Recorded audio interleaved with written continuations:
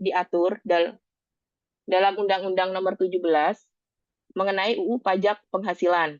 Dihitung dari penghasilan bersih. Sebenarnya untuk PPh Badan itu ada alternatif lain juga gitu kan. Selain biasanya kita sebelum melaporkan PPh Badan, apa yang perlu disiapkan? Salah satunya adalah laporan keuangan atau yang biasa kita sebut pembukuan, begitu. Nah, kemudian ada juga kita menghitung dari pendapatan, penjualan atau penghasilan kotor gitu, yang dimana kita harus lapor ke pajak. Nah, ini ada tahapannya ada dua gitu kan. Yang pertama, kita menghitung, buat dulu apa saja gitu kan, yang berkaitan dengan PPh Badan yang dilaporkan gitu. Di sini ada eh, tarif penghasilan badan yang nantinya akan dikenakan 22%. Kalau yang biasa kita sebut dari penghasilan bersih atau net profit. Jadi benar-benar untuk pendapatan omset dikurangin PPh sampai dikurangin ke biaya-biaya. Ini biasanya berkaitan dengan laporan keuangan, khususnya laba rugi yang perlu kita beritahu ke pihak pajak gitu kan. Ini yang perlu kita laporkan. Tarifnya di sini biasanya 22% dari penghasilan bersih. Nah, kemudian ada alternatif lain ya.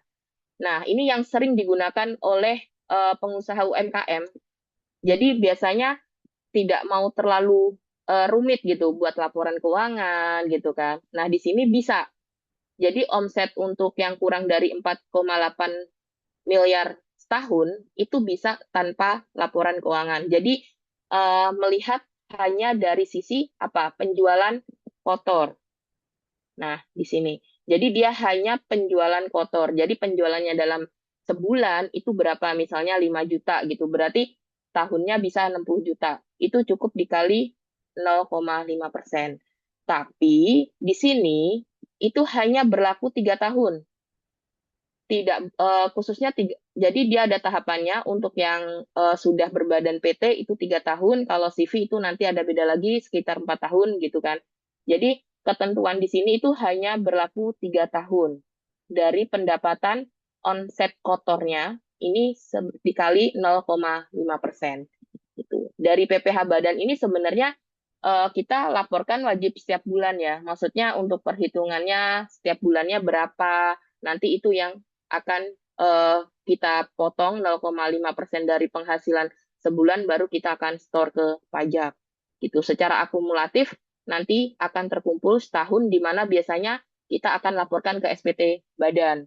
Itu ini khusus yang dipakai biasanya untuk UMKM. Tapi di sini hati-hati berlakunya hanya 3 tahun.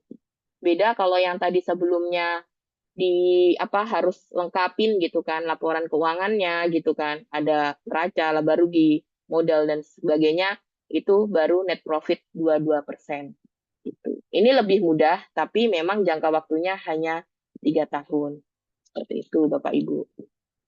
Nah, selanjutnya apa saja gitu kan kalau misalnya sudah pajaknya apalagi yang biasa dipungut gitu. Di sini ada PPN masukan, mungkin Bapak Ibu sering tahu juga ya kalau misalnya kita beli barang gitu, kita akan dikenakan PPN masukan. PPN keluaran di mana di sini biasanya yang kita lakukan ketika kita jual barang. Kalau kita sudah selaku PKP gitu kan pengusaha kena pajak, kita wajib ada PPN masukan dan PPN keluaran.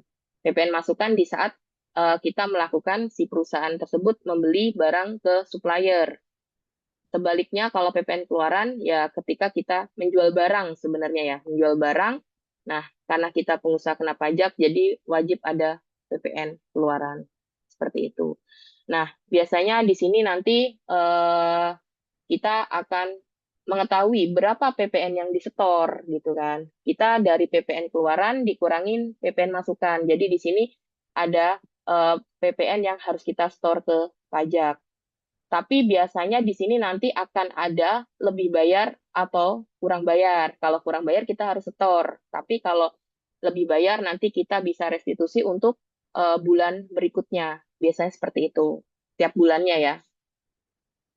Dan nantinya pasti ada rekonsiliasi di dalam proses PPN ini. Selanjutnya untuk tarifnya 12% ya dari dasar pengenaan pajak gitu. Untuk perhitungannya sebenarnya untuk tahun ini pun sama dengan sebelum-sebelumnya 11%, cuma cara perhitungannya aja untuk tarifnya 12% dari DPP lainnya. Ini ada proses tahapan lagi untuk perhitungannya ya. Cuma secara yang kita tahu ada kenaikan, sebenarnya tidak ada kenaikan, cuma dasar perhitungannya sebenarnya hampir sama dengan 11% untuk tahun sebelumnya. Selanjutnya di sini itu yang perlu kita tahu lagi itu ada pajak penghasilan khusus karyawan atau perorangan. Nah, di sini untuk pajak penghasilan yang biasa kita sebut pajak penghasilan 21. Ini untuk karyawan-karyawan yang memang sudah kena PTKP ya untuk tarifnya itu sendiri. Nah, di sini siapa aja yang dipotong? Biasanya yang dipotong siapa? Karyawan kita gitu atau yang penerima kerja. Itu kita wajib PPh, kenakan PPh 21. Nah, kemudian siapa yang memotong gitu kan? Pasti yang pemberi kerja. Biasanya rata-rata perusahaan gitu atau Bapak Ibu selaku pengusaha itu wajib motong. Nah, ada batas aman minimum. Nah, ini terkait PTKP ya. Jadi berapa tarif yang nantinya dikenakan ke pajak. Biasanya 15% ya, 15%, 15% sampai 35% itu akan dikenakan pajak tarifnya. Tapi kalau untuk setahun biasanya itu untuk per bulannya 4,5 juta gitu. Kalau misalnya untuk setahun itu 54 juta untuk per tahunnya. Itu biasanya ada batasnya ya. Nah, terus kemudian di sini akan dikenakan untuk tarif efektif rata-rata yang biasa kita sebut TER. Ini mulai berlaku itu tahun 2024, yang sebelumnya bukan menggunakan TER. Nah, jadi TER ini apa? Tarif presentase ya, yang dimana tarif presentase ini digunakan untuk sebagai dasar perhitungan penghasilan bulanannya. Ini ada banyak ya untuk presentasinya berapa-berapa aja gitu. Itu mulai dari 5%, 10% gitu kan. Jadi nanti ini tergantung perhitungan aturan siter yang sudah disediakan oleh DJP. Tapi ini sebagai pacuan untuk panduan di mana kita untuk menghitung berapa pajak yang akan dikenakan, pajak penghasilan yang akan dikenakan ke karyawan kita seperti itu, yang dikenakan oleh Bapak Ibu. Selanjutnya di sini itu ada pajak yang biasa dikenakan juga, ada PPh 23. Ini biasanya ada pajak atas jasa dan modal. Dimana kalau jasa itu ya biasanya yang kita selaku pembeli jasa ya, seperti itu. Tapi kalau modal ini biasanya berapa yang sudah kita investasikan. Jadi misalnya kalau jasa ya jasa konsultan, jasa kontraktor, dan jasa pokoknya yang berbau jasa selain tanah dan bangunan ya sewanya gitu. Itu eh, nanti akan masuk ke PPh 23 seperti itu. Nah, di sini pajak yang Anda pungut dari biaya yang Anda keluarkan untuk supplier yang sifatnya jasa atau yang nantinya akan diinvestasikan ya. Jadi sebenarnya 23 ini tidak hanya jasa tapi juga modal yang sudah kita tanamkan ya, seperti royalti, dividen, seperti itu. Nah, di sini siapa aja yang dipotong gitu kan? Yang dipotong biasanya di sini itu supplier gitu kan. Di mana pokoknya yang dia terima penghasilan. Jadi bisa supplier, vendor, atau yang pokoknya yang terima penghasilan jasa. Terus siapa di sini yang memotong? Yang memotong di sini adalah selaku kita yang pihak pemberi kerja. Misalnya kita menyewa jasa konsultan seperti itu ya, berarti kita wajib memotong gitu. Nah, di sini berapa tarifnya? Biasanya tarifnya kalau misalnya untuk PPh 23 atas jasa itu biasanya 2%. Tapi kalau misalnya untuk dividen atau royalti dan sebagainya itu dikenakan sebesar 15%. Hati-hati di sini kalau misalnya tidak ada NPWP, misalnya kayak seperti saya selaku pemberi kerja tidak ada NPWP, itu nantinya akan dikenakan lebih besar tarifnya. Bisa yang awalnya 2% itu bisa menjadi 4%. gitu. Dan seterusnya. Pokoknya dia akan tarifnya lebih tinggi kalau misalnya kita bukan PKP. Nah, sini apa saja objek pajaknya? Objek pajaknya di sini yang tadi saya sebutkan. Ada konsultan jasa, ada jasa sewa, kecuali bangunan apa sewa tanah atau bangunan itu bukan masuk kategori ini. Ada royalti, dividen itu objek pajaknya. Selanjutnya ini adalah pajak yang bersifat pungutan. Contohnya di sini ada PPh 4 ayat 2 di mana pajak atas sewa. Di sini pajak apa saja yang Anda pungut gitu kan, yang nantinya Bapak Ibu pungut yang akan dikeluarkan saat membayar sewa tanah dan bangunan. Seperti itu. Ini biasanya sudah final ya. Apa saja objek pajaknya. Nah, di sini biasanya objek pajaknya untuk sewa tanah bangunan ya di sini di mana dikenakan PPh final atas penghasilan sewa tanah ataupun sewa bangunan. Berapa tarifnya gitu kan. Berapa tarifnya di sini biasanya tarifnya akan dikenakan 10%. Kalau misal dari total sewa sebelum potong apapun. Jadi benar-benar sewa, misalnya sewanya 15 juta, berarti ya langsung 10% kali 15 juta. Seperti itu tarifnya untuk perhitungannya. Siapa saja yang membayar gitu kan. Biasanya yang membayar adalah pemilik properti yang akan membayarkan. Tapi kalau misalnya apa si penyewanya ini si kalau misalnya si sewanya ini pemilik propertinya ini wajib memotong dan menyetorkan gitu. Kalau misalnya yang menyewa ini adalah perusahaan, jadi perusahaan itu wajib potong gitu. Itu yang dinamakan PPh final. Jadi perusahaan itu wajib langsung potong kalau PKP. Tapi kalau misalnya yang nyewa ternyata bukan PKP, misalnya eh, belum ber-NPWP ya ibaratnya gitu, itu biasanya yang wajib potong adalah si yang punya properti tersebut. Begitu, hati-hati. Jadi kalau yang memang sudah PKP, itu nanti si bagi perusahaannya itu yang akan langsung potong. Seperti itu. Nah, dari kesimpulan yang tadi sudah saya jelaskan di atas, di sini ada beberapa aspek ya. Jadi ini lebih ringkasannya apa saja sih yang tadi saya sampaikan gitu. Kalau misalnya di sini itu ya beberapa aspek, di sini saya ada perbandingannya PPh 21, PPh 23 sampai PPh 4 ayat 2. Jenis pajaknya yang tadi saya sudah jelaskan, di sini ada gaji, kalau PPh 23 ya jasa dan penghasilan tertentu. Kalau 4 PPh 4 ayat 2 di sini ada pajak final atas sewa tanah atau bangunan. Siapa yang dipotong? Kalau 21 karyawan, 23 vendor penyedia jasa, pemilik tanah bangunan.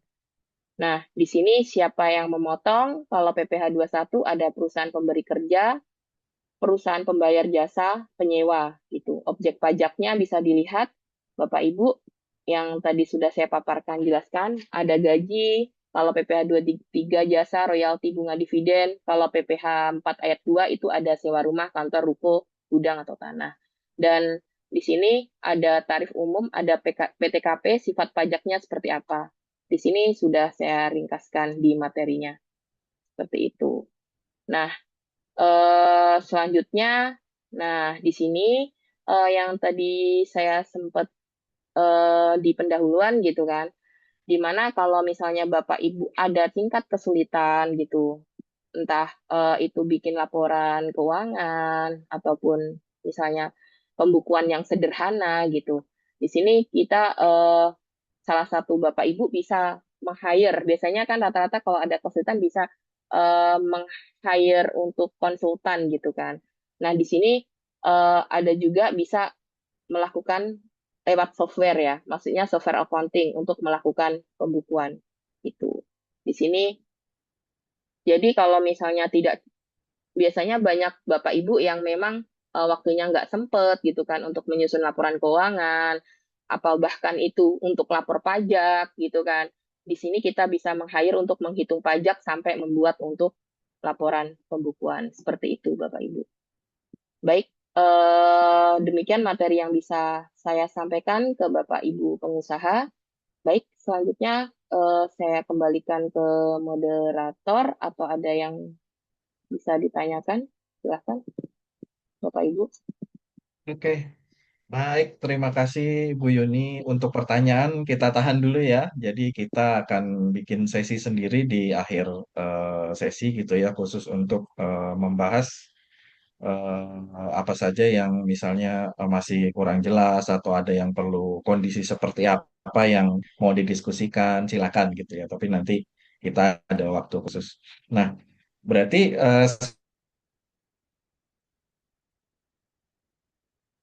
sekarang kita apa saja yang wajib atau perlu para pengusaha ketahui supaya menghindari tadi terkena denda, sanksi pajak, dan sebagainya gitu.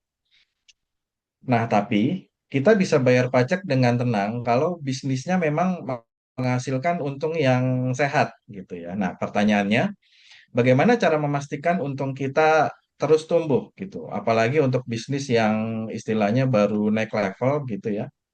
Nah, ini kita perlu kupas lebih lanjut begitu. Langsung saja kita masuk ke sesi kedua, yaitu tentang strategi untuk meningkatkan profit supaya usaha kita cuan terus gitu ya. Bersama narasumber kita Ibu Gesi. Ya, silakan Ibu Gesi. Baik, terima kasih Pak Sandi. Suara saya sudah jelas ya? Ya, sudah cukup jelas, Bu. Silakan. Baik, selamat pagi Bapak Ibu pengusaha. Di sesi ini kita akan membahas cara meningkatkan profit ya. Nah, di sini saya akan bagikan layar dulu untuk materinya.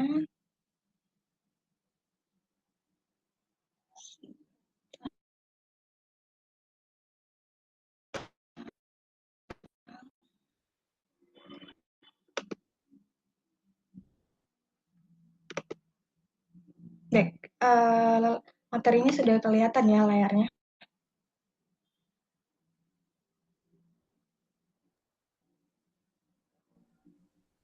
Di saya belum. Kelihatan? Belum, Bu Gesi. Belum, Bu.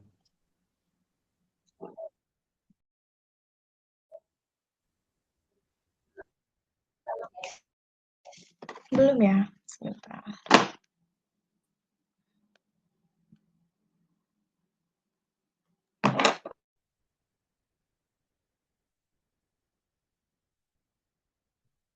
Mungkin coba di off cam dulu, mungkin bisa lebih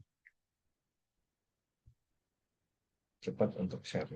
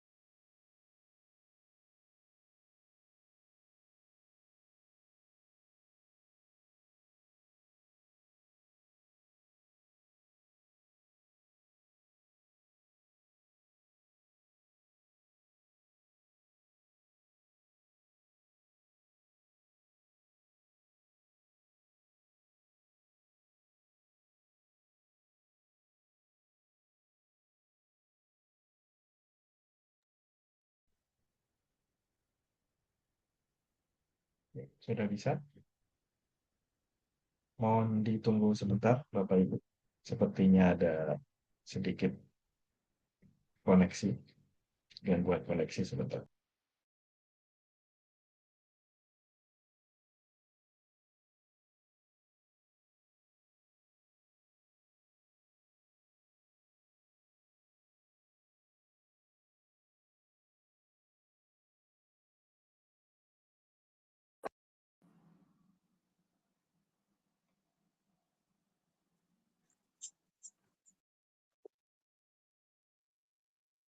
Baik, mohon maaf ya Bapak Ibu.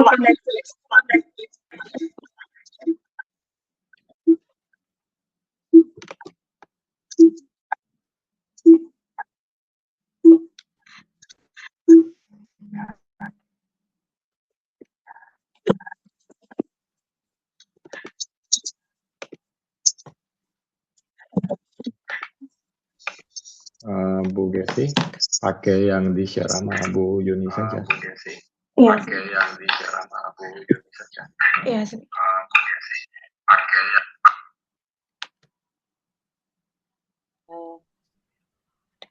Di saya nggak bisa ya.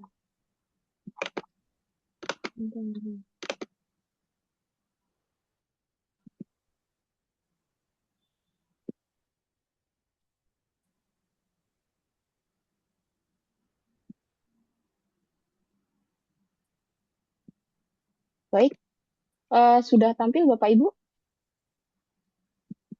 Sudah. Baik, Sudah. silakan Ibu Sudah, Bu. Gesi.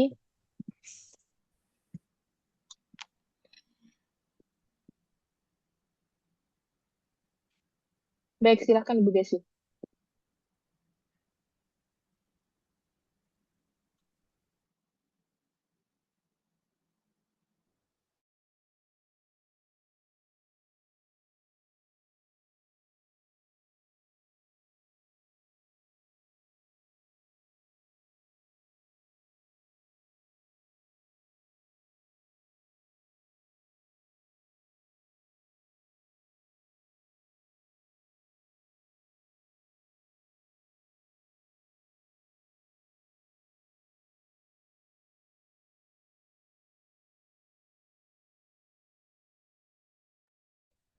Bu Gesi, ada kesulitan?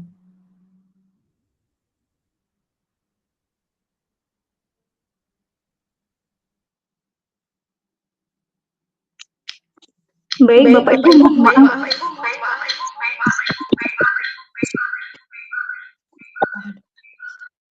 Itu tolong dimatiin satu, guys.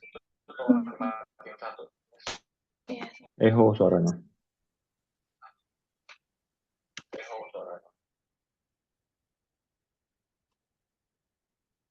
Ya, silakan dimulai.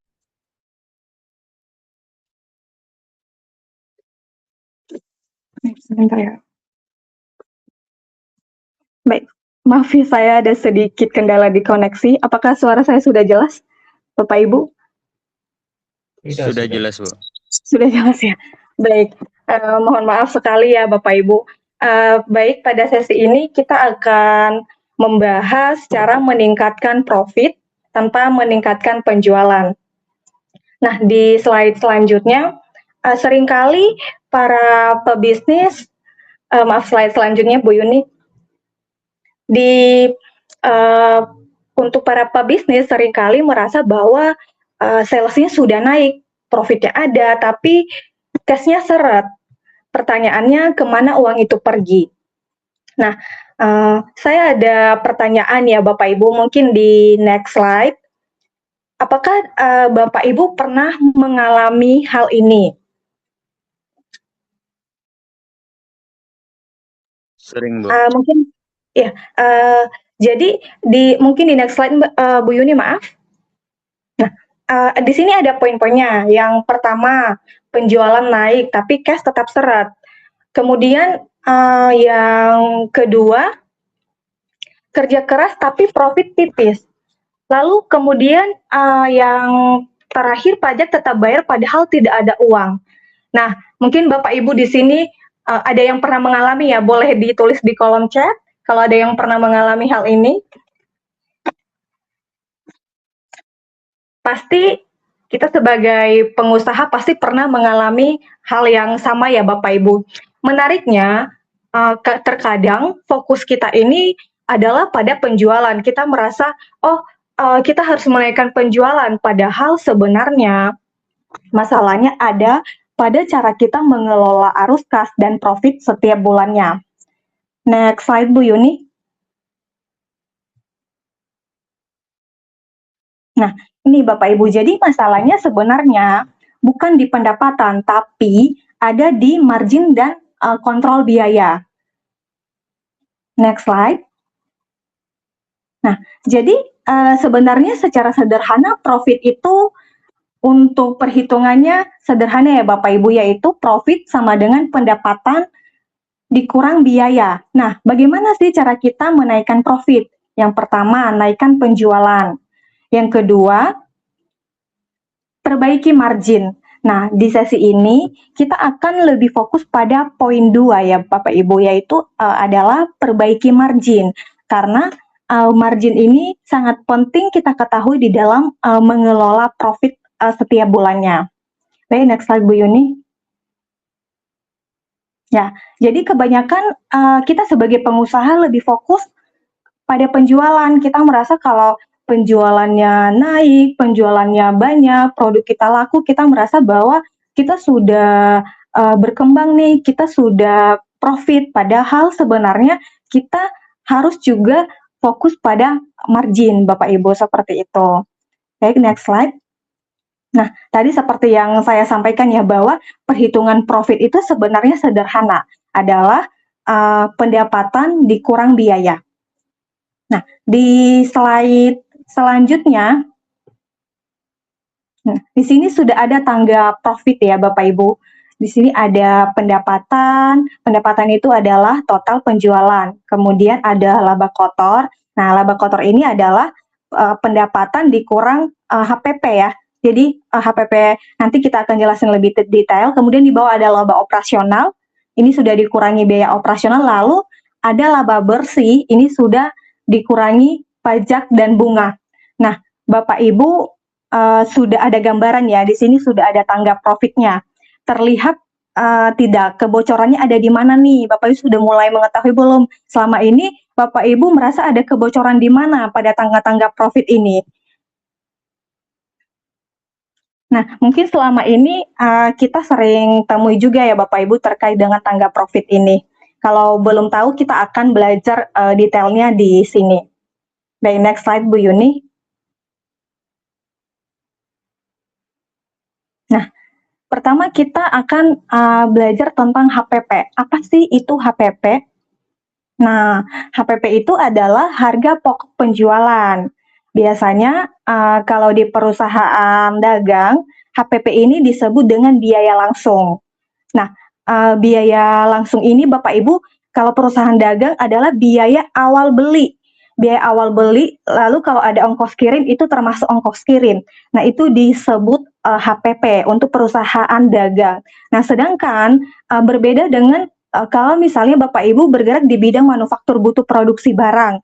Nah, HPP-nya itu diambil dari bahan baku, tenaga kerja langsung, packaging, alat-alat produksi, ongkos kirim masuk. Jadi Bapak Ibu harus memperhitungkan HPP untuk si barang jadinya ini nanti berapa. Makanya kenapa HPP ini sangat penting ya Bapak Ibu untuk kita ketahui. Nah, next slide Bu Yuni. Baik, nah seringkali kita sebagai UMKM ya, kita lupa menghitung hal-hal kecil, misalnya biaya bungkus. Nah, biaya bungkus ini mungkin seperti bubble wrap ya Bapak Ibu. Misalnya kita merasa bubble wrap itu kan hal kecil ya, hanya dipakai untuk membungkus produk kalau kita mau kirim misalnya. Nah, kita menganggap hal itu sepele, padahal sebenarnya bubble wrap itu juga ada nilai. Kemudian yang kedua ada waste atau scrap. Nah, itu biasanya mungkin contohnya seperti di garment ya, Bapak Ibu, misalnya ada sisa kain hasil dari produksi. Nah, terkadang kita lupa memperhitungkan nilainya karena kita anggap itu hal kecil, hanya sisa saja. Padahal sangat penting kita juga untuk memperhitungkannya. Terus ada biaya listrik dan peralatan yang kecil-kecil lainnya. Nah, kemudian di next slide. Nah, akibatnya apa ya Bapak Ibu?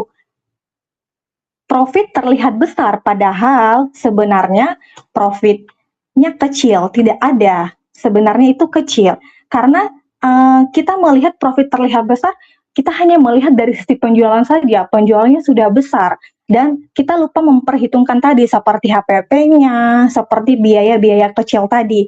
Jadi kita hanya fokus pada penjualannya saja. Kemudian kuncinya apa Bapak Ibu? Nah, kuncinya ada di laba kotor. Laba kotor ini juga sering disebut sebagai gross profit. Gross profit itu diambil dari mana? Penjualan dikurang HPP. Jadi si gross profit ini masih laba kotor. Laba kotor itu tadi penjualan dikurang HPP. HPP dari mana? Dari kalau barang dagang dari harga awal beli barang ya Bapak Ibu. Nah, tadi kalau misalnya manufaktur berarti sudah include untuk seperti bahan baku, pekerjanya berapa biayanya, ya begitu ya Bapak Ibu. Nah, di sini ada contoh sederhana ya di slide berikutnya. Nah, di contoh sederhananya ini misalnya nih kita sudah memperhitungkan HPP-nya berapa ya.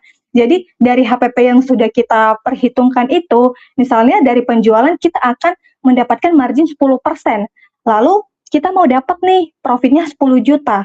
Nah, karena kita sudah mengetahui marginnya 10%, kita bisa tahu nih bagaimana cara kita mendapatkan profit 10 juta.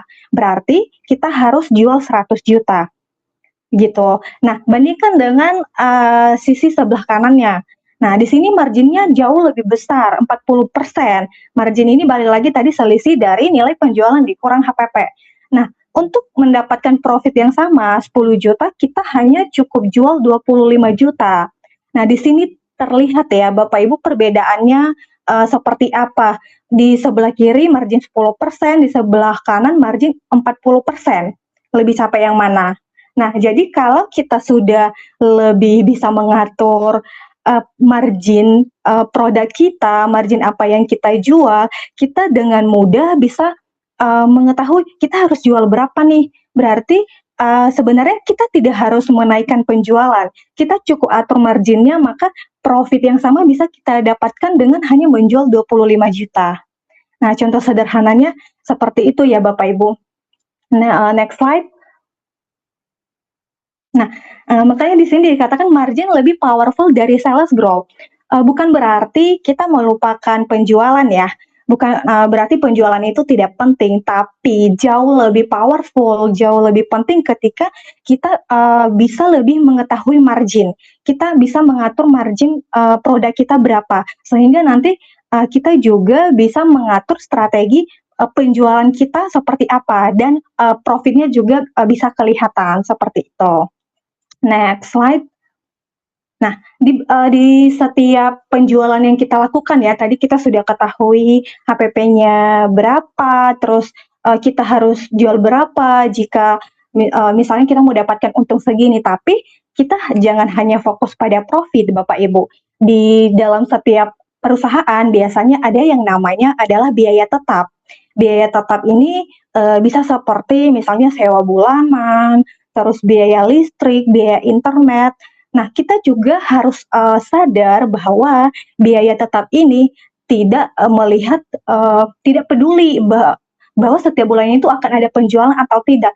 Biaya tetap ini akan tetap keluar, Bapak Ibu. Makanya kenapa kita harus sadar, biaya tetap ini, terus keluar nih, tapi kalau misalnya penjualan tidak ada, ya biaya tetap ini tidak akan tetap berkurang, tidak berkurang juga gitu. Makanya kita harus tahu juga berapa yang harus kita jual untuk menutupi biaya tetap ini. Nah, di sini sudah ada rumusnya ya Bapak Ibu.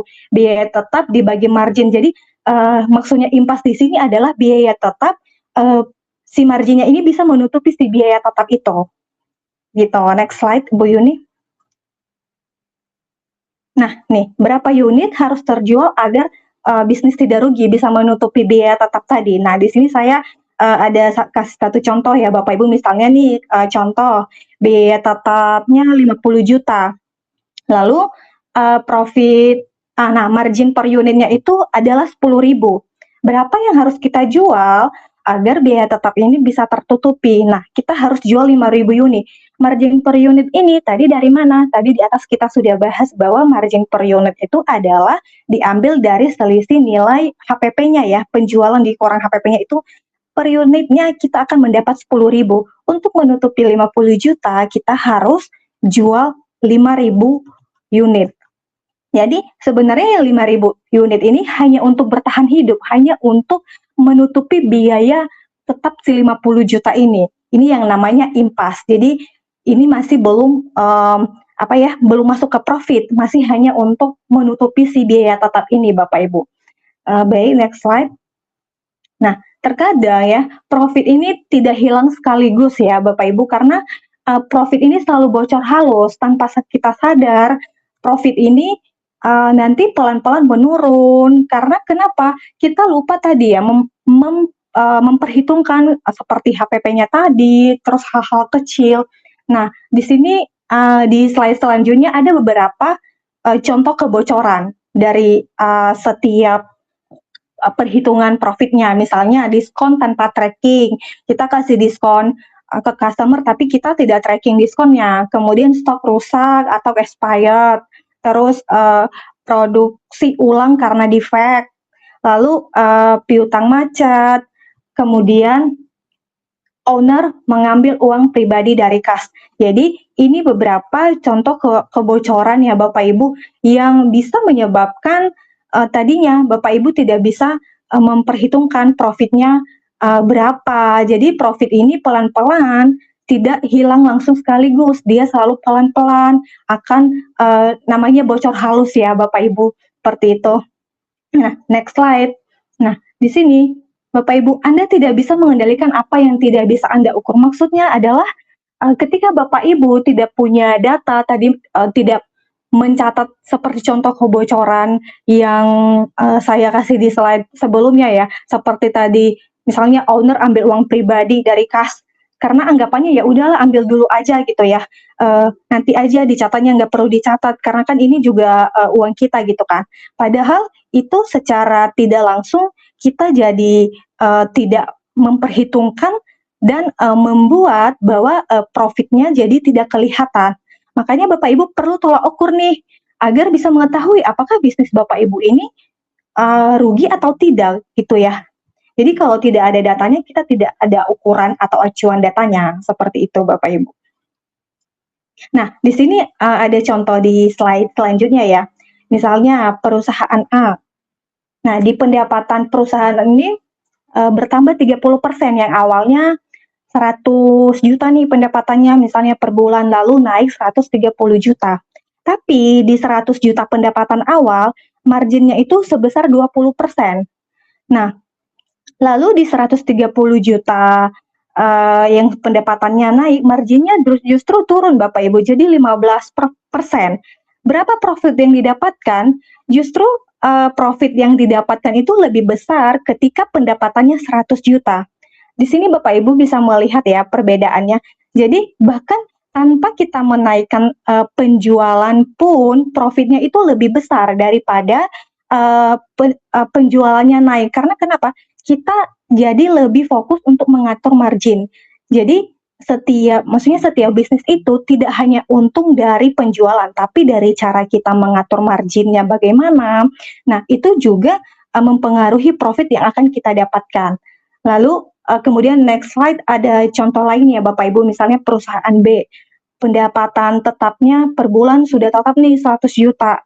Nah, kemudian di selanjutnya marginnya 20%. Lalu di bulan berikutnya marginnya naik 25%. Ini pendapatannya tetap ya Bapak Ibu, tidak kurang dan tidak lebih. Berapa profit yang didapatkan dari pendapatan tetap 100 juta? Nah, next Bu Yuni. Profit naik. Jadi awalnya pendapatannya tetap nggak berubah, tapi marginnya yang berubah. Ketika margin berubah dari 20%, profit yang awalnya 20 juta dengan margin 25%, jadinya naik ke 25 juta. Nah, ini ya Bapak Ibu yang harus kita perhatikan, bahwa tidak selamanya peningkatan pendapatan itu membuat kita profit lebih banyak. Jadi Bapak Ibu, pertumbuhan tanpa margin itu bisa berbahaya ya, kalau misalnya kita tidak sadar bahwa pengelolaan margin ini kita tidak tahu ya, kita hanya fokus kepada penjualan, kita fokus meningkatkan, yang penting produk kita laku nih, produk kita habis, tapi kita tidak bisa mengelola marginnya dengan baik. Makanya penting banget kita harus ketahui nih bagaimana cara mengatur margin. Kita harus tahu berapa HPP barang kita tadi ya, berapa biaya yang harus kita keluarkan per bulan. Maka dari situ kita bisa kelola nih, berarti margin penjualannya segini, kalau saya jual segini saya akan dapat profit. Nah, jadi Bapak Ibu ada datanya nih kalau Bapak Ibu sudah bisa mengelola marginnya dengan baik. Nah, dari semua hal yang sudah kita bahas di atas ya Bapak Ibu, ada 5 hal yang semua pengusaha wajib tahu ya. Jadi yang pertama itu ada gross margin, kemudian ada net profit, lalu ada biaya tetap per bulan, kemudian ada titik impas yang tadi kita bahas ya. Kemudian ada produk paling menguntungkan. Jadi Bapak Ibu harus mengetahui produk yang memiliki sumber penghasilan yang lebih banyak daripada yang lain. Jadi produk unggulan lah istilahnya ya. Kalau dari Bapak Ibu tidak mengetahui salah satu dari kelima ini, maka Bapak Ibu sedang mengemudi tanpa dashboard. Bapak Ibu tidak ada acuan ya untuk mengelola bisnis ini Bapak Ibu, karena si 5 hal ini sangat penting harus diketahui agar Bapak Ibu bisa tahu nih bahwa bisnis ini profit atau tidak. Karena kalau Bapak Ibu tidak ada datanya berarti Bapak Ibu hanya bisa menebak-nebak saja ya. Padahal bisnis itu tidak hanya tidak bisa dengan tebak-tebakan ya Bapak Ibu, kita harus punya datanya agar kita bisa kelola bisnisnya dengan baik. Baik. Nah, di sini kemudian di next slide. Nah, tadi seperti yang sudah saya sampaikan ya, kalau Bapak Ibu tidak tahu angka-angka dari kelima tadi, maka Bapak Ibu sedang mengemudi tanpa dashboard. Bapak Ibu tidak ada acuan datanya, sehingga ya bisnisnya berjalan mengalir seperti biasa aja, tidak ada data yang Bapak Ibu pegang untuk menentukan apakah bisnis Bapak Ibu ini profit atau tidak, seperti itu. Misalnya di bagian slide selanjutnya, contoh kasusnya. Nah, contoh kasus misalnya PT ABC, pendapatan per bulannya 1M. Gede ya Bapak Ibu, ini pendapatan 1M per bulan, tapi cash-nya selalu kurang. Jadi ownernya berpikir nih, sales sudah besar, tinggal digenjot lagi karena salesnya sudah stabil, pendapatan 1M per bulan. Tapi kenapa cash-nya selalu kurang? Nah, tapi ownernya malah fokus kepada penjualan kan, karena ownernya merasa, oh salesnya sudah besar nih, saya tinggal meningkatkan penjualan saja, seperti itu Bapak Ibu. Tapi di slide selanjutnya kita akan ada perbedaan. Nah, di sini ada perbedaan di slide-nya ya Bapak Ibu, mungkin Bapak Ibu bisa lihat ya. Jadi di sini saya ada buat contoh slide, pendapatan di kolom saat ini itu pendapatannya 1M ya, pendapatannya 1M, tapi di sini kan saya ada pencatatan ya Bapak Ibu, di tabelnya ada pendapatan, ini pencatatan sederhana ya, pendapatan, HPP, laba kotor, biaya operasional, lalu baru kita mendapatkan net profitnya berapa. Misalnya pendapatannya 1M, lalu HPP-nya 900 juta, laba kotornya kita bisa hasilkan dengan 100 juta, lalu ada biaya operasional 80 juta. Nah, sebenarnya dari pendapatan 1M itu net profit kita hanya 20 juta. Nah, di sini kita jangan merasa karena sudah 1M pendapatan kita sudah 1M yang berarti kita untung besar, padahal ketika kita sudah breakdown pengeluarannya berapa, kita hanya profit 20 juta. Nah, di kolom lain ada sales bertambah nih. Sales bertambah 10%, jadinya dari 1M ke 1,1M ya Bapak Ibu. Nah, HPP-nya tetap HPP-nya juga bertambah ya, 990 juta. Maaf, kolom selanjutnya. Oke. Nah, di sini laba kotornya juga bertambah ya, karena tadi ada selisih 110 juta. Tapi lihat di kolom biaya operasional. Mungkin ketika si pengusaha nih mau menaikkan omset penjualan, misalnya ada biaya tambahan ya dari marketing untuk agar penjualannya lebih besar nih. Jadi bertambahlah di bagian biaya operasional. Kalau kita lihat di net profitnya itu tetap sama hasilnya Bapak Ibu, meskipun pendapatannya sudah naik. Karena apa? Tadi ada biaya tambahan di operasional, seperti itu. Nah, kemudian di kolom, jadi profitnya tetap sama ya Bapak Ibu, di sini bisa dilihat ya, meskipun pendapatannya naik karena tadi ada tambahan biaya operasionalnya. Nah, di kolom berikutnya Bu Yuni, ya di sini profitnya sama, lalu Kemudian salesnya turun, jadi 900 juta. HPP-nya juga turun. Di sini jadi 810 juta. Nah, laba kotornya itu selisih dari pendapatan dan HPP ya Bapak Ibu, itu jadi 90 juta, lalu ada biaya operasional. Biaya operasional 80. Nah, net profitnya jadi 10 juta. Nah, ini jadi minus ya, karena salesnya juga menurun. Kemudian di kolom sebelahnya lagi Bu Yuni, nah ini profit berkurang 50% ya Bapak Ibu. Kemudian di kolom berikutnya itu, nah ini Bapak Ibu, pendapatannya 1M sama dengan kolom sebelah kiri ya. Tapi lihat pada kolom HPP, itu marginnya jadi lebih besar karena HPP-nya kan berkurang ya. Jadi marginnya lebih besar. Sudah dikelola dengan baik nih marginnya, jadinya HPP-nya berkurang dari 900 jadi 850 juta. Jadi selisih laba kotornya ini 150 juta. Sehingga dan biaya operasionalnya juga tetap karena tadi kan pendapatannya 1M ya. Nah, bisa kita lihat net profitnya berapa? Net profitnya itu 70 juta. Jadi perbandingannya sangat jauh ya Bapak Ibu, padahal sebenarnya pendapatannya sama 1M. Jadi ketika kita bisa mengelola margin dengan baik, ya yang tadi marginnya dari 900 juta turun jadi 850 juta, itu selisih profitnya aja sudah jauh Bapak Ibu. Kita malah jadi profit 250% ya. Jadi di sini Bapak Ibu sudah bisa lihat ya perbedaannya bagaimana ketika kita sudah mengelola marginnya itu dengan baik. Begitu. Oke, next slide. Ya, jadi pendapatan itu untuk ego, profit itu untuk bertahan hidup. Maksudnya di sini dengan pendapatan, jadi gini Bapak Ibu, mungkin kita merasa bahwa ketika ownernya merasa nih penjualannya udah banyak, berarti bisnisnya merasa bangga, merasa besar karena penjualannya meningkat. Padahal sebenarnya profit itu jauh lebih penting karena profit itulah yang membuat kita bertahan di saat sulit, gitu ya Bapak Ibu.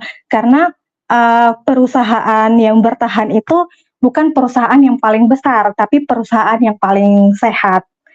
Baik, mungkin demikian dari saya, Bapak Ibu. Kalau misalnya nanti ada pertanyaan atau sesi diskusi, saya kembalikan ke moderator. Oke, baik. Terima kasih Ibu Gesi atas sharing materinya. Oke, menarik. Tadi kita sudah bahas bagaimana cara memperbesar margin dan strategi ya, supaya cuan kita tambah melimpah gitu ya. Namun bagi pengusaha kadang sering terjebak di sini. Profitnya besar di atas kertas, tapi rekening banknya kosong. Nah, atau untungnya banyak, tapi habis begitu saja tanpa jejak, tiba-tiba hilang gitu ya. Nah, supaya profit yang sudah susah payah kita cari gitu ya, agar tidak bocor atau malah bikin saldo kita minus. Nah, kita harus tahu seninya mengelola aliran uang itu bagaimana gitu. Nah, untuk itu mari kita bedah tuntas di sesi berikutnya, yaitu sesi ketiga, cara mengatur cash flow agar profit tetap aman gitu ya. Nah, ini bersama Pak Mas Agung Sahli, kita silakan, silakan Bapak. Terima kasih Pak Sandi atas perkenalannya. Baik, sebelum mulai saya share dulu ya. Oke, sudah kelihatan slide saya? Sudah Pak. Baik, oke. Bapak Ibu, dari tadi pagi kita sudah mendengar sharing dari Bu Yuni mengenai pajak, kemudian tadi barusan kita sudah mendengar dari Bu Gesi mengenai cara meningkatkan profit gitu ya. Nah, bagi UMKM yang hebat gitu ya, salesnya sudah meningkat gitu ya, profitnya sudah bagus, tapi kalau tanpa mengelola cash flow ini juga bisa berbahaya. Nah, jadi sesi saya kali ini saya akan membagikan bagaimana strateginya meningkatkan cash flow nih supaya mengurangi cash gap. Apa itu cash gap? Nanti kita bahas. Oke. Nah, jadi ini ada banyak cerita yang kami temuin ya, sekedar informasi tadi di awal Pak Sandi sudah membagikan bahwa kami dari Imamatek kami bermain di software akuntansi sudah 20 tahun, ya, sejak 2006 gitu. Nah, jadi kami melihat ada banyak perusahaan, apalagi kemarin waktu zamannya COVID, masih ada keuntungan gitu ya, namun bisa bangkrut gitu ya karena salah mengelola cash flow-nya gitu. Nah, banyak bisnis yang salesnya naik, profitnya ada gitu ya, tapi uangnya nggak kelihatan ya. Nah, apalagi saya juga dengar cerita beberapa waktu yang lalu ada konsultan e-commerce yang dia berhasil menaikkan eh, penjualan ya, perusahaan yang dia bantu gitu ya. Kebetulan jualan pakaian muslim. Nah, di masa Ramadan ini kan omset tiba-tiba ngelonjak tuh, ya kan? 5 kali, 10 kali lipat gitu kan. Nah, produksinya tidak kuat, mereka harus nambah modal segala macam sehingga sebetulnya ini berbahaya dan bayangkan kalau misalkan habis Lebaran omset turun gitu. Nah, jadi hari ini kita akan bahas nih bagaimana mengelola si cash flow-nya supaya tetap masih aman gitu. Kenapa? Karena profit itu nggak sama dengan cash. Jadi nanti kita akan bahas kenapa profit saja nggak cukup. Contoh, ya, ini contoh singkatnya dulu sebelum kita lihat ke detailnya. Salesnya 1 miliar, ya gede kan? Kayak tadi Bu Gesi bilang, oh ini egonya, wih penjualan saya 1 miliar nih. Ya di zaman sekarang dengan adanya TikTok, Shopee gitu ya, menggenjot sales itu gampang sekali. Ya, saya sering mendengar bahwa UMKM di TikTok itu tiba-tiba satu hari terima 5.000 order. 5.000 order satu hari gitu ya. Jadi 1 miliar bukan angka yang fantastis gitu ya. Ada banyak UMKM yang tiba-tiba dapat order yang mendadak seperti ini gitu. Tapi kalau misalkan anggap profitnya 100 juta ya. Tadi Bu Gesi sudah sharing bagaimana cara hitungnya. Nah, tapi ya kalau Bapak Ibu jualnya ke ke modern outlet ya ataupun ke e-commerce yang ada delay pembayarannya, anggaplah misalkan dia bayar 60 hari gitu ya. Ini contoh dulu gitu. Supplier, Bapak Ibu harus bayar nih, beli bahan baku ataupun stoknya itu 30 hari. Nah, itu artinya apa? Bapak Ibu bayar duluan tuh, ya. Nanti uang masuk belakangan, ya. Nah, jadi kita masuk ke yang tadi, apa saja sih faktor yang mengontrol cash flow? Ya, tadi untuk profit Bu Gesi sudah jawab cuma 2. Kalau profit cuma 2, ya. Di cash flow cuma 3. Pertama apa? Receivable aging. Receivable aging itu apa sih? Umur piutang, ya. Piutang itu dimulai dari saat kita menjual. Ya, kalau yang online itu mulai dari order masuk. Itu penjualan sudah dianggap penjualan. Uh, Umurnya dihitung sampai ke umur kita terima uang. Nah, itu umurnya berakhir. Jadi masa dari order masuk sampai uang masuk itu namanya umur piutang. Yang kedua adalah umur persediaan atau inventory aging, ya. Jadi umur persediaan dihitung dari saat kita beli barang, baik itu bahan baku ataupun barang dagang, sampai barang itu terjual, ya. Jadi itu rentang waktu dihitung umurnya gitu.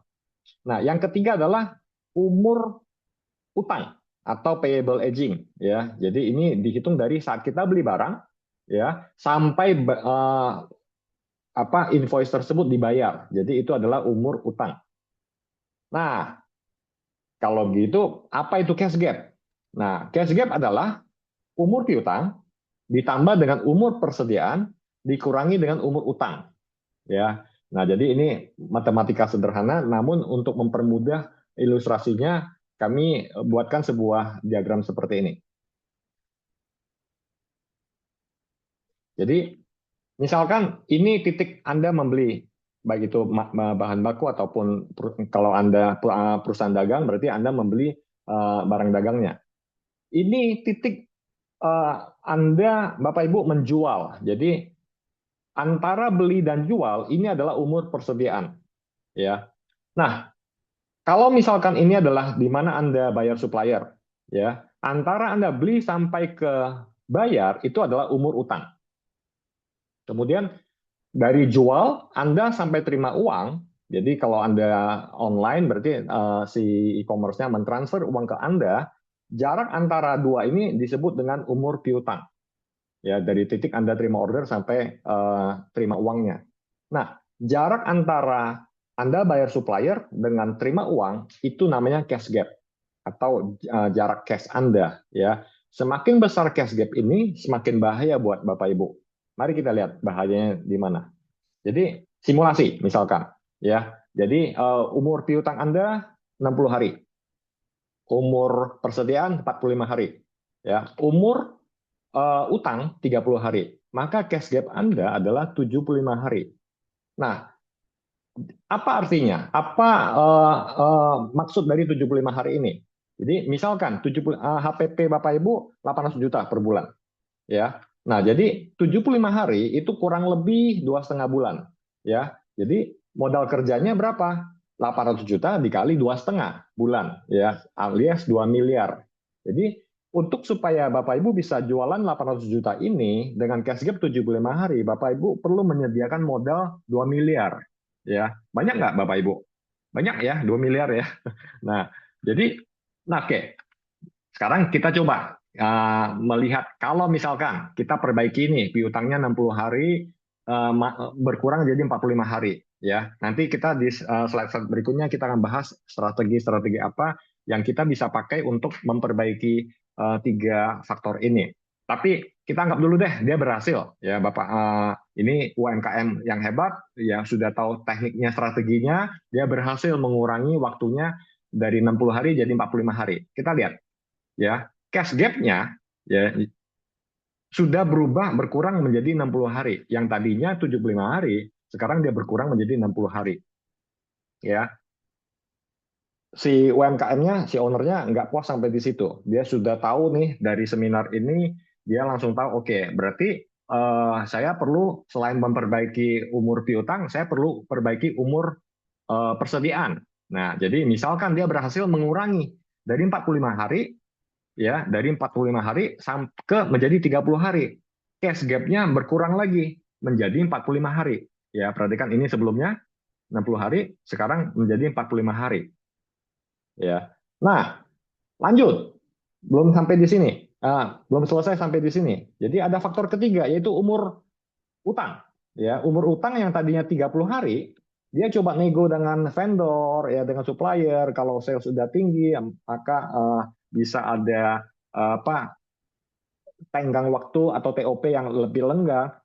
Anggap dia berhasil menegosiasi dari 30 hari menjadi 45 hari, ya. Nah, jadi dari 30 hari dia bisa nego menjadi 45 hari.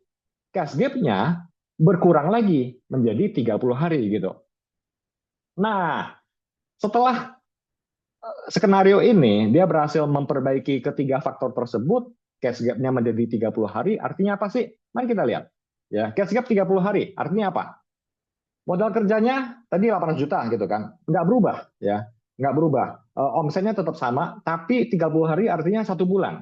Jadi modal kerjanya hanya butuh 800 juta. Selisihnya yang tadi 2 miliar, sekarang sudah menjadi 800 juta, selisihnya 1,2 M. Dan ini tanpa menaikkan sales, gross profit-nya masih sama, hanya kita mengelola, mempercepat, mengurangi umur-umur yang piutang dan inventory dan memperpanjang umur utang, ya. Nah, jadi kita masuk ke strateginya. Jadi caranya gimana sih, ya, mengurangi umur piutang? Ada banyak sebetulnya, ya Bapak Ibu, tergantung dari bisnis Bapak Ibu masing-masing. Ini hanya beberapa contoh yang kami bisa berikan, ya. Nanti sambil berjalan kalau ada yang mau diskusi, kita bisa bertanya lebih lanjut gitu. Ya, jadi ubah terminnya. Jadi kalau ada customer yang 60 hari, kita bisa negosiasi gitu ya. Minta DP dulu kalau ini memang adalah produksi gitu ya. Nah, progress billing. Jadi artinya ini kami bermain di software akuntansi Bapak Ibu. Kami sering melihat ada banyak perusahaan yang order sudah turun, itu fakturnya itu telat, lambat dikirim ke customer atau bahkan lupa ditagih gitu ya. Bayangin kita sudah capek-capek kirim barang, order sudah masuk, terus barang sudah dikirim, lupa ditagih. Bapak Ibu pernah nggak yang kayak gitu ya? Ini kasusnya sering terjadi juga kalau Bapak Ibu menjual ke modern market. ya, supermarket, hypermarket gitu kan. Mereka biasanya punya tanggal jatuh tempo gitu kan. Eh, Tanggal tukar faktur, hari tukar faktur, hari Kamis misalkan. Kalau kita lewat Kamis, Jumat datang ke dia tukar faktur, dia kan nggak mau terima. Tunggu lagi 1 minggu lagi, itu sudah memperpanjang umur piutang kita gitu. Nah, kita juga bisa kasih diskon kalau misalkan invoice-nya 1 juta. Kalau dia bayar tepat sesuai dengan TOP 1 juta, kita bisa bilang, oke, kalau bayar dalam waktu 3 hari atau 7 hari, kita tambah diskon 1% gitu. Ya, nah jadi hal-hal seperti itu bisa kita bicarakan dengan si customer. Nah, kita juga perlu tahu nih, kalau ini penjualannya adalah piutang, ya kalau Bapak Ibu ada yang main di distribusi itu ya, itu penjualannya semuanya pakai piutang, pakai tempo, ya. Nah, jadi hati-hati, jangan menjual ke customer yang memang sudah tahu telat bayar gitu. Nah, jadi untuk bisa mengetahui ini kita perlu bisa melihat reputasinya si customer ini seberapa sehat gitu. Nah, bagi yang online, ya bagi yang online gitu, itu di follow up ya. Bagi yang distribusi invoice-nya sudah mau jatuh tempo, di follow up. Nah, yang online sudah order masuk, saya sering melihat nih, saya kan juga sering belanja di yang toko biru, toko oranye gitu ya. Sudah order masuk, itu kirimnya lama banget gitu. Ya, Bapak Ibu, ada yang kayak gitu ya. Secara status konfirmasinya cepat gitu kan, tapi barang nggak dikirim-kirim. Itu kan memperpanjang umurnya gitu ya. Jadi order masuk langsung jalankan, segera dikirim, segera diterima. Setelah dikirim pastikan sebelum dikirim, kirim dengan benar gitu ya. Banyak yang order-order yang di online itu setelah diterima, yang dipesannya warna hitam, yang datangnya warna putih gitu ya, ukurannya yang pesannya M, datangnya L, itu kan jadi retur lagi, lama lagi gitu ya. Nah, hal-hal kecil seperti itu diperhatikan supaya uangnya cepat kita terima. Nah, setelah barangnya terkirim buat yang online gitu kan ya, jangan lupa follow up. Karena apa? Customer kadang-kadang males kan follow up gitu kan ya. Males mengkonfirmasi barang sudah diterima gitu ya. Takutnya barangnya ada apa, dia ngulur-ngulur waktu gitu. Nah, jadi sediakan CS untuk follow up ya. Kak, bantu dong dikonfirm udah diterima belum? Kalau udah ini kan jangan cuma minta bintang 5 gitu ya. Bintang 5 penting, tapi konfirmasi itu karena kalau yang online setelah dia konfirmasi duit baru masuk kan 1 hari kemudian gitu. Ya. Nah, jadi itu beberapa ide. Nah, bagi yang masih nebeng di toko biru ataupun toko oranye gitu ya, mungkin bisa mempertimbangkan punya toko sendiri daripada nebeng toko orang gitu ya. Bayangkan, misalkan punya toko sendiri, berapa lama uangnya masuk langsung ya. Kalau Anda pakai payment gateway maksimal 1 hari ya. Kami pernah integrasikan ke payment gateway itu 1 hari pasti masuk duitnya gitu ya. Nah, jadi itu beberapa ide untuk menurunkan umur piutang ya. Nah, kita next masuk ke umur persediaan ya. Nah, jadi inventory persediaan, hati-hati Bapak Ibu, itu adalah uang Bapak Ibu yang tidur atau nganggur di gudang gitu ya. Jadi dan itu bukan aset liquid, dan stok adalah cash yang berubah bentuk nih. Risikonya apa sih Bapak Ibu kalau stok terlalu tinggi? Ya, kalau barangnya slow moving, nggak terlalu laku gitu ya, stok mati, ya, atau bahkan kalau barangnya itu ada masanya, bisa rusak, bisa expired, kena banjir, kalau dia makanan dia sudah kadaluarsa gitu ya, dan itu semua, atau Bapak Ibu salah forecast, ya, oh ini Lebaran kira-kira yang barang yang laku apa, kita beli atau produksi barang yang seperti apa, ternyata salah. Atau saya punya teman yang buat pakaian gitu ya, modelnya sudah nggak zaman lagi, udah berubah modelnya. Wah, itu barang nggak bisa laku tuh, nggak bisa jual tuh, bener-bener nggak laku gitu. Ya, yang jualan buah gitu ya, kalau pisang gitu ya, sudah bintik-bintik walaupun itu masih dalamnya masih bagus, itu nggak bakal dijual bagaimanapun, nggak bakal laku tuh. Ya, nah jadi strateginya apa yang Bapak Ibu bisa pakai? Pertama pasti ya. Jadi Bu Gesi sudah katakan Anda tidak bisa mengontrol sesuatu yang Anda tidak ukur gitu. Jadi pertama, Bapak Ibu perlu hitung dulu nih perputaran atau inventory aging-nya. Jadi perputaran inventory-nya. Umurnya berapa sih saat ini gitu. Nah, dari situ kita bisa tahu tuh barang-barang apa saja sih yang slow moving gitu ya. Nah, terus juga jangan buru-buru membeli atau memproduksi sesuatu. Jadi kita tahu dulu nih, ada kontrol bahwa stoknya itu mencapai sebuah level tertentu baru kita produksi atau beli lagi gitu ya. Nah, itu namanya minimum stock level gitu. Kemudian produksi berdasarkan demand ya. Ini kalau di teknik produksi itu ada namanya Kanban system gitu ya. Nah, jadi kita hati-hati lonjakan ya. Ini jebakan banyak di UMKM yang terjebak dengan karena salesnya digenjot sama iklan, sales naik gitu ya.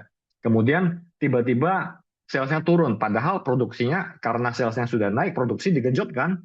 Nah, pada saat iklan sudah nggak jalan gitu ya, atau nggak efektif gitu kan, sales kan drop tuh. Dan dropnya itu bisa sadis tuh, bisa mendadak gitu. Nah, itu bisa membuat stok yang ada menjadi mati tuh, nggak jalan gitu. Nah, karena apa? Tidak bisa memprediksi demand-nya gitu ya. Nah, jadi setelah itu kita perlu monitor. Jadi kan ini namanya juga stok selalu bergerak gitu kan. Kita harus tahu nih, oke, stok mana yang saat ini sudah umurnya lewat dari misalkan 30 hari gitu. Nah, jadi itu hal-hal yang bisa kita kontrol. Nah, jadi stok mati tadi Bu Gesi bilang bocor halus ya, bocor halus di profit gitu ya. Sama, stok mati ini juga pembunuh eh, berdarah dingin yang diam-diam membunuh kita gitu. Jadi kalau kita tidak kontrol ini bisa membuat cash flow Bapak Ibu akan seret gitu. Nah, strategi ketiga, umur utang. Berbeda dengan umur piutang dan umur persediaan yang kita harus turunkan, umur utang justru kita harus naikin gitu ya. Nah, jadi caranya gimana? Ini kan umur utang kan berarti berhubungan sama si vendor, supplier. Nah, Bapak Ibu perlu pinter-pinter untuk negosiasi ya. Jadi payable itu apa? Sumber pendanaan gratis Bapak Ibu ya. Untuk industri contoh misalkan ya si supermarket itu bisnis yang didanain oleh si vendor ya. Dia terima duit dari customer kan tunai itu cash gitu kan. Tapi dari vendor kan dia utang bisa 30 hari, 60 hari gitu kan. Itu modalnya itu dari vendor. Nah, jadi Bapak Ibu perlu pinter-pinter untuk memanfaatkan umur utang ini gitu. Nah, jadi syukur-syukur Bapak Ibu bisa membuat cash gap-nya tadi negatif sehingga supplier yang membiayai bisnis Bapak Ibu gitu. Nah, jika misalkan piutang 60 hari, payable 30 hari, cash gap-nya kan berarti Anda yang membiayai sistem ini gitu. Ya, tapi jika misalkan receivable-nya bisa dikurangi 45 hari, payable-nya bisa dinego-nego sama vendor gitu kan, bisa jadi 45 hari. Nah, impas nih. Jadi sebetulnya Anda nggak butuh modal yang sangat besar untuk membiayai bisnis Bapak Ibu gitu. Nah, oke, coba kita lihat ya. Yang tadi saya bilang strateginya apa sih? Negosiasi. Ya, jadi Bapak Ibu nggak perlu malu atau takut ya untuk negosiasi sama vendor. Ya tentu saja. Oke, UMKM. Ya, kadang vendor juga melihat sebelah mata gitu kan. Ini belinya sedikit gitu kan. Nah, supaya bisa negosiasi tentu saja eh, perlu ada komunitas gitu ya supaya volumenya punya daya tawar bargaining power yang lebih tinggi gitu. Nah, jadi mengumpulkan para mungkin dalam secara bisnis kompetitor gitu kan. Nah, jadi menjadi kompetitor gitu ya. Jadi bekerja sama untuk supaya dapat diskon dari vendor atau termin yang lebih panjang dari si vendor gitu. Itu beberapa ide ya. Nah, jadi bangun hubungan dengan supplier gitu atau mencari alternatif supplier yang lain gitu. Nah, yang tadi saya bilang gunakan volume ya. Jadi kalau belinya banyak kan biasanya si vendor bisa lebih lunak ya TOP-nya gitu. Nah, kalau perlu ya bayarnya kalau pakai giro di akhir eh, pekan gitu kan, pakai bank yang agak berbeda supaya clearingnya juga butuh waktu Senin baru bisa di clearing gitu kan. 3 hari yang tadi sudah saya tunjukkan perbedaan 3 hari ini bisa membuat perbedaan yang sangat besar gitu. Nah, kalau perlu ya, Bapak Ibu, bayar pakai kartu kredit. Ya, walaupun ada biayanya gitu kan. Kartu kredit itu kan akan ditagih di tanggal tagihan Bapak Ibu gitu ya. Tapi hati-hati ya, ini pastikan waktu jatuh tempo Anda bayar lunas. Kalau nggak bayar lunas, Anda kena bunga kartu kredit sangat tinggi sekali. Saya nggak sarankan kalau Anda pakai kartu kredit ini hanya untuk gali lubang tutup lubang, itu bahaya ya. Nah, jadi ini hanya untuk memperpanjang umur utang supaya cash flow Anda lebih lancar. Ya, balik lagi ini saran ya, bukan ide maksudnya, bukan sebuah kalau Bapak Ibu melihat bahwa ini situasinya cocok untuk Bapak Ibu pakai, silakan dengan risiko sendiri gitu. Nah, tapi balik lagi strategi ini bukan berarti tanpa komunikasi ya, jangan sampai si vendornya jadi malas menjual barangnya ke Anda ya, Bapak Ibu yang akan rugi sendiri gitu. Nah, ada 4 pertanyaan yang Bapak Ibu perlu jawab ya. Satu, yaitu rata-rata berapa lama sih customer bayar? Ya, tahu nggak ya datanya gitu. Kedua adalah berapa lama rata-rata umur persediaan Bapak Ibu? Ya. Yang ketiga, berapa lama Anda bayar ke supplier? Ini biasanya mungkin Bapak Ibu ya tahu ini gitu ya. Nah, yang terakhir adalah berapa sih cash gap-nya? Dari 3 angka yang pertama Bapak Ibu bisa tahu soal cash gap-nya gitu ya. Nah, itu kalau Bapak Ibu tidak tahu, sama seperti tadi bawa mobil tanpa dashboard gitu ya. Jadi Bapak Ibu masih pakai perasaan gitu ya. Nah, dan itu berbahaya buat bisnis Bapak Ibu. Nah, kita kasih contoh kasus lagi gitu ya. Ini perusahaan distribusi gitu ya. Penjualan bulanan 2 miliar, gross margin 20%, HPP 1,6 miliar per bulan, laba bersihnya 200 juta ya. Nah, data operasional saat ini piutang 60 hari, persediaan 45 hari, umur hutang 30 hari, cash gap-nya 75 hari. Nah, jadi apa artinya 75 hari? Ya, HPP-nya 1,6 tadi ya. Kemudian HPP harian berarti HPP per hari adalah 53 juta kurang lebih. Cash gap 75 hari kita kalikan, maka modal yang diperlukan adalah 3,9 miliar. Ya, kurang lebih 4 miliar deh biar gampang gitu ya. Nah, jadi kalau itu revenue-nya 2 miliar per bulan, ya, profitnya 200 juta, modal kerjanya 4 miliar. Menurut Bapak Ibu, ini bisnis menarik nggak? Sehat nggak? Ya, silakan komentar di chat ya. Nah, kalau Bapak Ibu punya bisnis kayak gini, wah, sales 2 miliar kan asik tuh kan yang tadi Bu Gesi sampaikan, kayaknya ini bisnis sudah besar nih gitu kan. Tapi kalau Anda butuh 4 miliar untuk supaya bisnis ini berjalan, ya menurut saya mungkin kurang menarik ya, apalagi profitnya cuma 200 juta gitu. Nah, misalkan si ownernya merasa oke, 2 miliar udah seru nih, tapi profit baru 200 juta, kita naikin sales 25%, ya 25%, anggap semua angka sama semua gitu ya, salesnya jadi 2,5 miliar, HPP tetap profit marginnya sama, jadi semua angkanya sama, itu HPP harian kurang lebih 66 juta. Ya, cash gap-nya tetap nih, dia tidak memperbaiki pengelolaan cash gap-nya, tetap 75 hari.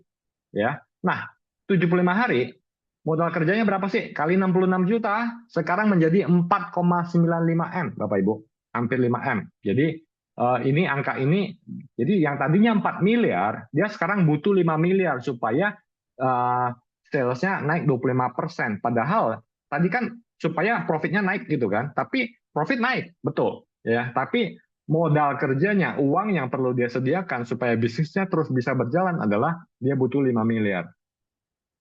Nah, kondisinya kita berandai-andai diperburuk, customer telat bayar, ya lagi kredit macet lah, lagi atau apapun alasannya apa, anggaplah dia telat 15 hari secara rata-rata, semua customer telat 15 hari.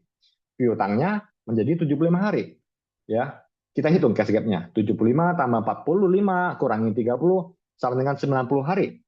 Ya, 90 hari artinya apa?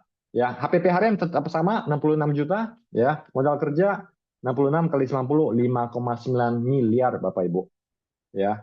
Jadi gara-gara tadi salesnya dinaikin, customernya mungkin supaya terlihat salesnya ini customer ya nggak enak dengan Anda, ditawarin dia ambil-ambil saja, tapi barang belum laku, dia nggak bisa bayar, ya. Sehingga modal yang Anda butuhkan, ya 5,9 miliar, naik 900 juta, Bapak Ibu, ya. Jadi ini hanya gara-gara si customer telat bayar 15 hari. Ya, bayangin kalau dia telat 1 bulan gitu, wah itu bisa lebih gila lagi angkanya gitu. Nah, jadi modal kerja Bapak Ibu jadi bengkak 900 juta gitu. Tapi ini dia nih yang mengerikannya. Kita melihat di atas buku, oh profit tetap kok 200 juta kok per bulan gitu ya. Nah, jadi tapi modalnya kok ini yang menjawab pertanyaan Bapak Ibu yang sering merasa kok ini sales ada, profit kok hitung-hitungan kertas harusnya ada kok, tapi duitnya kemana gitu. Nah, bisa jadi karena di sini gitu. Ini saya melihat bahwa banyak sekali, apalagi yang UMKM yang produksi sendiri, ya itu lebih bahaya karena apa?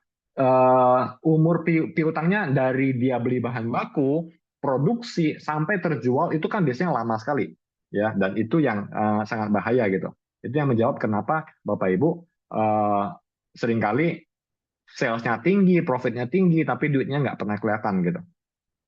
Nah, apalagi ya Bapak Ibu modalnya bukan dari kantong sendiri, tapi pinjam bank. Misalkan kita mensimulasi, oh, modal 4 miliarnya dari mana? Dari bank, pinjam. Ya, bunganya berapa? 12% deh misalkan. Jadi kurang lebih 1% kan. Jadi 40 juta per bulan. Nah, tadi kan untungnya 200 juta per bulan. Ya, kurangin 40 juta bayar bunga bank. Jadi berapa? 160 juta Bapak Ibu. Ya. Gara-gara cash gap, profit Bapak Ibu 25% lenyap. Ya, hanya karena cash gap. Ya, nah jadi bahaya sekali kalau Bapak Ibu UMKM yang sudah sukses menaikkan sales, ya sukses menaikkan profit, tapi belum bisa mengelola cash gap ini dengan baik. Nah, coba kita perbaiki. Misalkan piutangnya 60 hari bisa dikurangi jadi 45 hari. Persediaan dari 45 hari kurangin ke jadi 35 hari. Ya, umur utang dari 30 ke 45 hari. Ya. Cash gap-nya berapa? 45 tambah 35 kurangin 45, 35 hari. Ya, mari kita lihat hitung-hitungannya. Ya, 53 juta. Ya, salesnya nggak dinaikin. Ya, tetap sama yang di awal gitu. Kali 35 hari 1,85 M. Ya, turun dari 4 miliar dari hitungan awal kita tadi gitu ya. Ini lebih dari 2 miliar. Yang tadinya kita perlu minjem bank 4 miliar, mungkin sekarang cuma kurang dari 2 miliar gitu. Ya, jadi ini tanpa ngapain? Tanpa naikin sales, salesnya tetap sama. Ya, kita tidak perlu kurangin karyawan karena duitnya jadi bebas kan, apa free cash gitu. Kemudian tanpa kita naikin harga, kita hanya kelola gapnya saja gitu. Nah, demikian yang saya bisa bagikan. Nanti sambil jalan kita bisa tanya jawab lebih lanjut. Saya kembalikan ke Pak Sandi sebagai moderator. Terima kasih. Baik, terima kasih Pak Agung atas penyampaian materinya. Nah, sekarang kita sudah tahu ya, tadi kita sudah banyak bahas tentang cara cari untung, cara menjaga cash flow, cara mengetahui macam-macam pajak secara garis besar apa saja begitu ya. Nah, sekarang saatnya kita buka sesi tanya jawab. Silakan jika ada yang mau bertanya langsung boleh atau ada yang mau tulis di kolom komentar. Nanti saya bantu bacakan boleh. Silakan dibuka untuk sesi diskusi tanya jawab atau mau sharing mungkin ada hal-hal yang menyangkut tema hari ini yang dialami oleh para pengusaha yang hadir hari ini. Silakan.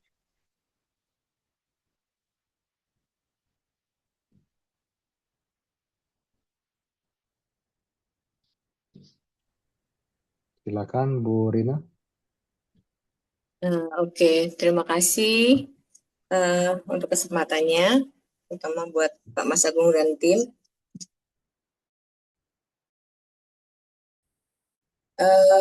Ada banyak sekali materi yang membuka mata saya ya, yang tidak pernah terpikir sejujurnya memang sangat tepat. Pak Pak Agung untuk bisa membantu para UMKM memahami hal seperti ini dan membaca cash flow, karena permasalahannya adalah kita punya akunting, tetapi si akunting itu tidak bisa membaca juga, dan itu juga menjadi kelemahan banyak sekali founder atau owner perusahaan, tidak bisa membaca peluang dengan bisa membaca apa sih yang dengan space-nya banyak nih lah kayak gitu. Terus misal jualan nggak terlalu bagus, tapi oh kita pegang cashnya aman kok, offer dari aman ya udah. Terus mungkin memang sedang begini. Nah, hal-hal seperti itu yang kadang akhirnya ternyata kita terjebak pada banyak hal yang tidak kita ketahui ternyata bisa dibaca ya Pak itu. Kemudian pertanyaannya mungkin ini lebih mengarah kepada karena banyak UKM di kita, terutama teman-teman saya ya yang di grup-grup yang dibina oleh kementerian juga, ada yang PT-nya itu PTP, Pak. Nah, apakah itu termasuk di dalam yang disebutkan di dalam PPh badannya yang tadi diuraikan oleh Bu Yuni, satu. Kemudian apakah jika lebih dari 3 tahun maka perhitungan pajaknya berbagi ya gitu.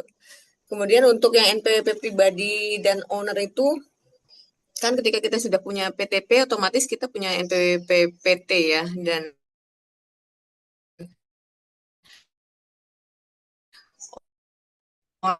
ownernya itu ada yang ada. Nah, untuk saat ini apalagi ada aturan baru ya kalau nggak salah ya untuk yang couple NPWP itu, mohon dijelaskan lebih lanjut. Dah itu aja sih. Kemudian untuk aplikasi kalau boleh di-spill kisaran berapanya itu kayaknya lebih bisa membantu kami untuk segera making decision gitu. Terima kasih. Baik, terima kasih Bu Rina. Mungkin bisa ditanggapi dari Pak Agung atau yang lain dari 3 pertanyaan. Mungkin Bu Yuni dulu kali ya, soal pajak. Silakan Bu Yuni ditanggapi. Baik, Mas Sandi, Pak Sandi tadi sempat ada gangguan suara yang di sempat ditanyakan sama Ibu Rina, itu mengenai, coba saya confirm ulang. Jadi untuk batas yang penggunaan untuk omset yang tanpa pembukuan ya, Bukan. itu ada Bu batas Rina waktu bertanya pemakaian atau soal ini, PT pribadi, apa PT perorangan, PTP. PT perorangan apakah kena PPh badan gitu. PT perorangan. PT Ya, perorangan ini berarti WP orang pribadi ya, Bu Rina ya? Atau mungkin mungkin saya bantu bisa, jawab ya. oh Jadi boleh. Bu Rina, soal PT pribadi ini sebetulnya cuma bentuk badan hukum gitu ya. Jadi bentuk badan hukum di mana kalau PT biasa kan minimal 2 orang. Ya, nah kalau PTP ini kan bisa 1 orang, pengurusannya juga cepat, nggak perlu lewat notaris gitu ya. Nah jadi dari sisi badan hukumnya dia dipermudah, dipercepat gitu. Tapi dari sisi pajak sebetulnya masuk ke dalam aturan yang tadi Bu Yuni sampaikan, ada dua, cuman ada dua. Apakah ikutin yang PP 23 yang kena 0,5% dari omset, ya hati-hati ini dari omset, yang batas waktunya 3 tahun, dan atau pakai PP yang Undang-Undang 17, PPh 17 yang menyatakan dihitung dari 22% dari laba bersih gitu ya. Nah itu eh, tidak membedakan untuk yang PTP ataupun PT biasa gitu. Oke, Demikian. menjawab Pak. Yang selanjutnya. Oke. Nah, yang untuk 3 tahun ini karena peraturannya masih seperti itu ya, belum diubah. Ada dari Menkyu mungkin akan ada perubahan atau bagaimana. Kami belum mengikuti aturan terbaru, tapi yang posisi terakhir itu tetap setelah 3 tahun harus pakai pembukuan gitu, supaya nggak pakai 0,5% lagi, tapi pakai yang 22%. Mungkin pertanyaannya adalah untung mana gitu ya? Untung mana pilih 0,5% dari omset atau dari net profit gitu ya. Nah, saya pernah coba menghitung-hitung gitu ya. Nah, jadi bagi bisnis yang labanya tipis, sebetulnya pakai omset itu merugikan, ya bayar pajaknya lebih besar gitu. Jadi, tapi kalau labanya besar, ya memang dari omset lebih menguntungkan gitu. Ya, nah jadi tergantung Bapak Ibu sudah tahu belum angkanya. Nah, balik ke tadi Bu Rina tanyakan bahwa ini angka ini UMKM nggak punya, ya karena apa? Betul, betul sekali. Kami banyak melihat bahwa banyak perusahaan yang karena dia tidak ada pencatatan, ya artinya pencatatan ini bukan cuma sekedar, kan biasanya yang dicatat apa sih? Cuma dua biasanya, penjualan sama duit banknya gitu, banknya cocokin gitu kan, dan itu tidak cukup untuk mengetahui laba ruginya, apalagi soal umur-umur tadi yang untuk mengatur cash flow tersebut gitu ya. Nah jadi untuk supaya bisa mudah, kan balik lagi kan, UMKM tidak punya kemewahan, punya satu orang accounting staff khusus gitu ya, yang dibayar hanya untuk mencatat gitu ya, karena itu merupakan sebuah beban biaya juga gitu kan. Nah jadi Bapak Ibu butuh tools atau software. Nah, jadi pertanyaan tadi Bu Rina itu udah penasaran gitu kan. Nah, ini bagi yang mengikuti webinar ini nanti Pak Sandi akan menginvite ke sebuah WA group. Ya, ini adalah WA group untuk komunitas para UMKM. Ya, kami akan memberikan gratis 1 bulan untuk semua peserta webinar hari ini untuk menggunakan Vina accounting software kami, Bu. Nah, jadi harga software kami sangat terjangkau, 1 bulan per usernya itu 300.000 per bulan gitu, dan itu bayarnya bisa per bulan gitu. Itu sekilas tentang menjawab pertanyaan Bu Rina. Masih terkait dengan itu, Pak, apakah aplikasinya atau software itu nanti juga dibantu untuk bisa sampai kepada bisa menjelaskan tentang yang tadi dipaparkan oleh Pak Agung untuk bisa membaca pencatatan keuangan kayak berarti cash Ya, gap dan segala macam gitu. Terima ya. kasih. Baik Bu Rina, jadi software accountingnya sangat lengkap Bu ya. Jadi gini konsepnya software ini kenapa sih butuh software gitu ya? Karena proses akuntansi itu sangat rumit dan sangat panjang. Jadi kalau dilakukan manual, kalau kita lihat para akuntan atau accounting itu bekerja, itu manual itu sangat panjang sekali prosesnya. Nah, software accounting itu akan membantu Bapak Ibu untuk input transaksi, semua data yang tadi Bu Rina tanyakan, laba bersih, laporan keuangan, sampai ke cash flow-nya, itu langsung otomatis terlihat. Bukan cuma terlihat. Kalau tadi kan saya bilang, umur piutang, total rata-ratanya gitu kan. Kita bisa lihat nih, oke, stok mana sih yang mati, stok mana sih yang umurnya sudah, kan kita nggak cukup mengetahui rata-ratanya. Kita mau tahu detailnya. Ini item yang mana nih, stok yang mana yang belum bergerak, stok mana yang profitnya paling tinggi. Itu semua sudah langsung otomatis terlihat oleh si softwarenya gitu. Nah, jadi Bapak Ibu yang ingin tahu lebih lanjut, nanti Pak Sandi akan share join ke WA grupnya. Nah, di WA group itu kita bisa selepas dari webinar ini bisa ngobrol lebih banyak gitu. Semoga menjawab, Bu Rina. Oke, baik. Baik, terima kasih. Ya, sama-sama. Baik, terima kasih. Nah, ini ada satu pertanyaan di kolom komentar dari Bu Ilena ya. Jadi bagaimana cara menghitung cash gap kalau kita mempunyai banyak vendor dan banyak customer? Apalagi apakah diambil angka yang paling besar untuk umur piutang atau umur utangnya? Nah, ini soal cash gap tadi Oke, ya. Jadi baik. kondisinya ini Ini banyak. Oke, saya langsung pertanyaan jawab menarik. ya, Silakan, Pak. Silakan. karena topiknya di saya yang bawain. Nah, jadi secara umum, Bu Ilena, jadi cash gap itu yang kita hitung adalah rata-ratanya gitu.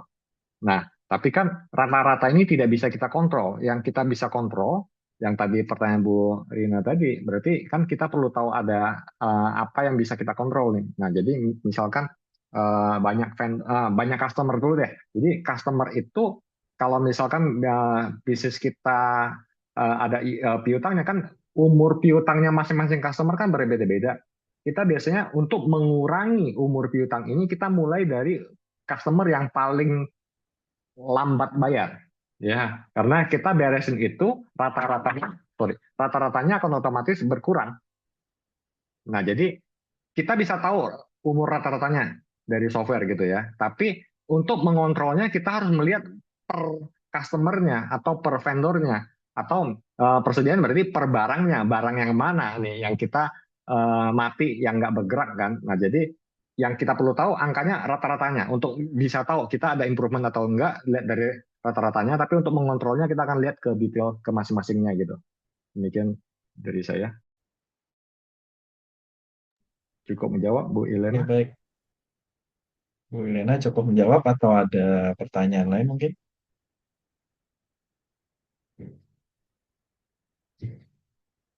Oke, sambil menunggu yang lain ada yang mau ditanyakan atau mau di-share? Mungkin ada pengalaman-pengalaman yang berkaitan dengan tema kita hari ini. Mungkin Mbak Sandi bisa share yang join WA link ya di chat. Nah, ini Pak Sandi akan share WA link ini. Baik, Jadi ini adalah WA komunitas untuk UMKM yang naik kelas gitu ya. Jadi artinya ini ya. bukan untuk yang masih mau naik kelas, tapi yang udah naik kelas, tapi kan balik lagi kan, kalau di sekolah kan setiap kali kita naik kelas materinya beda, tantangannya berbeda gitu kan. Bagi UMKM yang sudah naik kelas, sudah nggak ada isu sama penjualan, tapi masalahnya akan berbeda tuh ya. Masalah akan muncul di profit sama cash flow gitu. Nah, di komunitas ini kita akan bahas lebih dalam, boleh bebas bertanya gitu ya, mengenai hal yang seperti itu gitu. Ya, baik Bapak Ibu, di kolom chat saya udah share untuk undangan grup komunitas yang tadi disampaikan oleh Pak Agung ya. Silakan join. Nanti kita bisa diskusi eh, lebih lanjut ya. Barangkali sekarang belum kepikiran mau tanya apa, mau diskusi, nanti bisa silakan lebih lanjut dibahas gitu. Yang tadi Yang lain mungkin ada disampaikan, pertanyaan, silakan. yang join hari ini akan dapat free 1 bulan untuk Ya, penggunaan software kami ya. ya betul. Oke, ini ada pertanyaan lanjutan Pak Agung dari Bu Elena. Bagaimana dengan umur utang? Apakah juga umur rata-rata kalau banyak vendor? Iya, sama. Jadi semua umur itu kita hitung rata-rata gitu.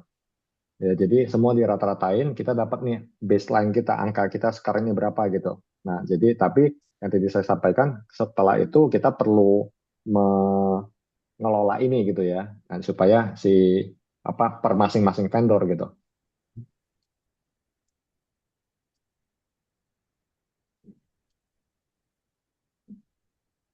Oke.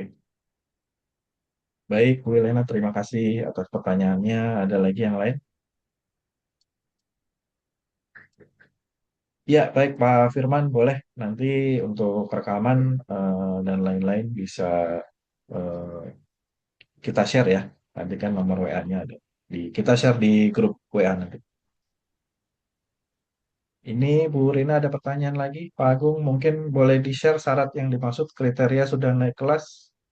Oh, Oke. ini biar yang join WA group tidak miss. Sebetulnya nggak ada syarat sih Bu untuk join komunitas ini. Jadi cuman kenapa yang kita bilang sudah naik kelas, artinya di grup ini kita nggak bahas cara naikin omset gitu. Ya, cara naikin omset ada yang ahlinya yang lain. Kami bukan ahlinya untuk naikin omset gitu, tapi kami ahlinya untuk membantu UMKM mengelola gross profitnya, ya, profitnya sama cash flow-nya gitu. Itu sih.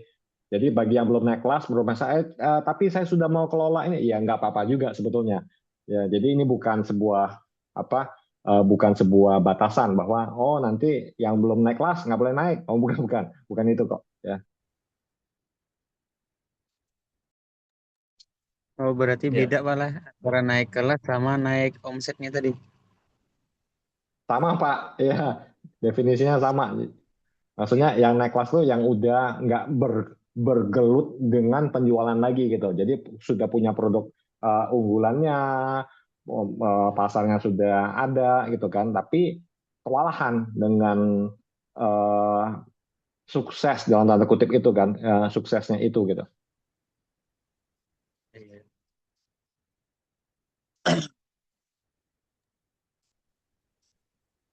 ya. Baik Pak Firman, mungkin ada lagi yang mau ditanyakan?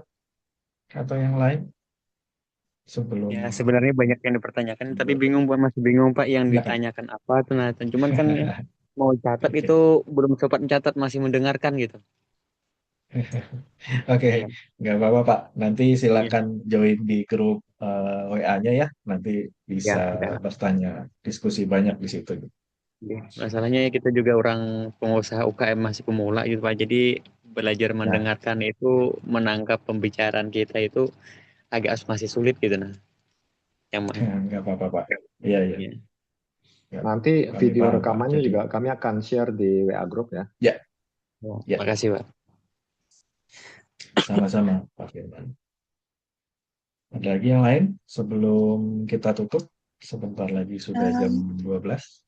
Silakan Bu Lena. selamat pagi, Bapak-Bapak. Silakan. Terima Ya. kasih udah menjawab pertanyaan saya yang sebelumnya. Cuman saya tadi agak telat ya joinnya, mungkin soal pajak itu loh. Kalau nggak keberatan, sedikit menjelaskan lagi, itu saya bingung yang yang setahu saya kalau kita tidak berbadan hukum itu nggak kena pajak ya. Tapi kalau udah PT perseorangan yang kena yang 0,5% itu ya kalau nggak salah. Itu jadi gimana itu Pak? Sarannya untuk UMKM apakah buru-buru bikin PT perseorangan atau nggak usah dulu biar nggak kena pajak sampai 500 juta ya kalau nggak salah. Boleh tolong dijelasin lagi? Ya begitu aja. Baik, Bu Elena. Silakan mungkin dari Bu Yuni boleh ditanggapi. Baik, Ibu.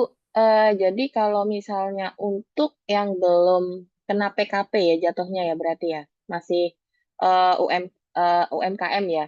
Saran kami tetap lapor untuk yang 0,5%-nya, Bu. Jadi dari omset yang perlu dilaporkan karena ada beberapa kasus gitu yang dari rekan-rekan saya sendiri gitu.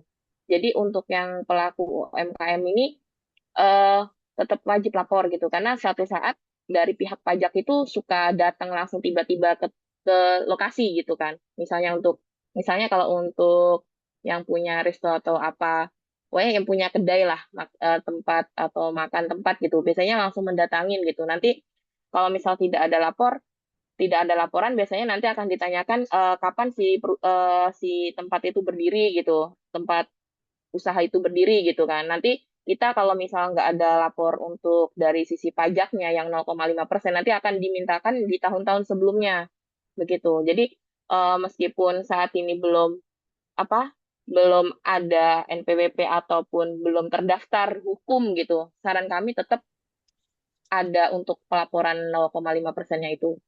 Gitu sih Bu, yang Jadi pengetahuan dari pengalaman sebelumnya. jadi sebelum berbadan hukum pun udah harus bikin laporan pajak gitu ya Bu? Iya, kalau misal Bu Rina sudah punya NPWP pribadi, itu nanti tetap akan, meskipun belum berbadan hukum, tetap harus lapor, Bu. Maksudnya, mungkin Hmm. kalau tanpa pungutan pajak masih oke gitu, tapi suatu saat misalnya tahu nih misalnya ada lahan ya, ini ada buka, misalnya warung ataupun apapun, itu nanti bisa dikenakan, Bu. Gitu. Otomatis kalau misal eh, intinya sih, kalau misalnya Ibu sudah ber-NPWP, meskipun belum badan hukum, tetap melaporkan seperti itu. Mungkin saat ini aman gitu, tapi untuk ke depannya bisa terdeteksi juga. Saat ini Dan lebih ketat, Bu. Apalagi itu ada bisa Kortek kena denda ini. ya? Mm-mm. Bisa kena denda Bu ya kalau Bisa misalnya. kena denda, Bu. Jadi untuk yang pengetahuan yang saya pernah alami gitu dari rekan kami itu tahun sebelumnya itu tuh ditanyakan ini berdiri kapan, terus nanti penjualannya bagaimana gitu. Biasanya akan dimintain laporan, khususnya omset gitu. Bisa Hmm. jadi sampai ke rekening koran, seperti itu akan terbaca. Jadi Mungkin ini saya Kortek bisa ini lebih ketat. saya bantu tambahkan ya Bu Elena. Mm-mm. Jadi sebetulnya pajak ini tidak perlu ditakuti, Bu. Ya, orang takut karena apa? Karena nggak paham. Ya, tadi di awal mungkin Bu Elena nanti bisa lihat di rekamannya gitu. Jadi sebenarnya pajak perusahaan gitu ya, cuman satu ya, yaitu PPh badan gitu. Yang lain-lain itu adalah pungutan gitu. Nah, jadi yang penting kita pahamin itu ya aturannya seperti apa, Jadi kita ikutin aturannya sesuai dengan ini harusnya, karena PPh badan ini adalah, nah, kalau kita ngikutin yang pakai pembukuan dari laba bersih, itu sebetulnya kita hanya perlu bayar kalau kita untung, gitu. Nah, yang PPh yang 0,5%, yang 0,5% itu justru yang sebaliknya, mau untung nggak untung tetap harus bayar gitu. Makanya saya kalau disuruh pilih, saya pribadi milih yang laba bersih dong. Kalau nggak untung nggak bayar gitu, itu lebih enak gitu. Nah, banyak pengusaha yang nggak paham itu gitu. Lebih lihat, oh 0,5% kecil, yang ini 22% besar. Enggak, justru laba perusahaan, pajak perusahaan itu lebih, badan ya, apa pajak PPh badan itu hanya bayar kalau kita untung gitu. Nah, jadi pahamin seperti itu supaya kita nggak perlu takut-takut atau bahkan ditakut-takuti oleh petugas pajak gitu ya. Kira-kira seperti itu, Bu Yelena. Nah, itu Pak, saya itu takutnya begitu. Jadi mau bikin PT kan, PT perseorangan juga 22% ya Pak ya? Ya benar nggak? Ya, Ya. betul, Nah, betul. saya itu mau Dari laba bersih, Bu. ya. Nah, saya tuh mau bikin PT tapi takut nanti ditagih padahal belum belum jalan gitu loh. Kan awal-awal pasti belum profit ya, dan mungkin juga nggak, setelah bikin PT nggak langsung jalan gitu. Nah, takutnya saya nanti belum apa-apa udah ditagih seperti kata Bapak Iya, tadi gitu. Jadi mau iya. bikin PT perseorangan aja maju mundur ini Pak. Iya, nggak Bu, PPh badan itu yang 22% itu hanya dibayar kalau kita untung Bu. Jadi kalau nggak untung, kita belum bayar, nihil gitu. Oke, Tapi oke. memang kita harus paham gitu ya, jangan sampai konyol kita nggak tahu aturan-aturannya itu sehingga dikoreksi gitu. Dan nggak bakal didenda-denda ya Pak ya kalau kita bilang nggak untung apa, nggak maksudnya tuh nggak, ya Nah, oke, kita paksa pertanyaan gitu bagus loh. Bu. Nah, terus Rasa paksa buktinya gitu loh. apa? Ini Bu, ya kami sering diperiksa gitu ya, karena kami kan dari software accounting, jadi pembukuan kami juga pakai software kami sendiri dan rapi Bu. Ya, jadi kalau buktinya apa gitu kan, dari laporan keuangan. Makanya penting sekali di pajak itu laporan keuangannya rapi. Kalau nggak rapi, dia akan nembak.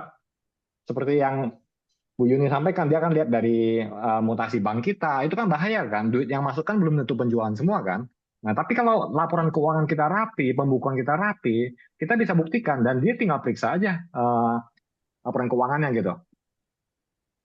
Nah, Oke, jadi oke. bagi orang pajak, kalau laporannya uh, rapi, dia justru lebih enak. Jadi dia nggak bisa asal tembak. Cerita yang kita sering dengar bahwa oh ini pajaknya main tembak karena cuma satu Bu, laporan keuangannya pasti nggak rapi. Kalau rapi itu bisa kita fight kok. Bukan fight ya, kita bisa diskusi, kita bisa berdebat dengan si DJP-nya dan kami sering lakukan itu dan kalau jawaban kita masuk akal, datanya datanya benar, mereka akan terima gitu. Oke. Dan mungkin juga untuk si apa, UMKM lebih aman ya kalau pakai PT, PT, karena kan NPWP-nya terpisah ya. Kalau yang itu kan pakai Iya, NPWP pribadi ya, nanti bisa iya, liable gitu kan. betul Bu, betul. Iya. Jadi dan juga hati-hati dengan NPWP pribadi ya. Semua omset perusahaan dianggap sebagai pendapatan pribadi dan kita tahu bahwa tangga PPh-nya pribadi itu jauh lebih tinggi, bahkan sampai 35% gitu. Oke, oke. Jadi bukan Hati-hati. maksudnya, Nah, bukan misalnya, jadi kalau misalnya kita nggak pakai PT itu dianggap pajak pribadi yang progresif itu ya Pak ya? betul, betul, betul. Jadi omsetnya misalkan 1 miliar, wah dianggap income kita 1 miliar, Bu. Oke, oke. Gitu. Soalnya Padahal saya bingung, yang katanya di ah, bawah 500 juta itu nggak kena. Jadi saya pikir, wah ini enak nih, kok malah nggak kena sama sekali iya, pajak di bawah 500 juta. kami belum pernah dengar itu sih. Nggak tahu kalau ada aturan baru gitu ya. Nah, jadi yang Iya. sekarang yang lagi dikejar-kejar influencer segala macam itu kan, atau yang just tip gitu kan, semua Hmm, dianggap pribadi, Bu. Bahaya gitu.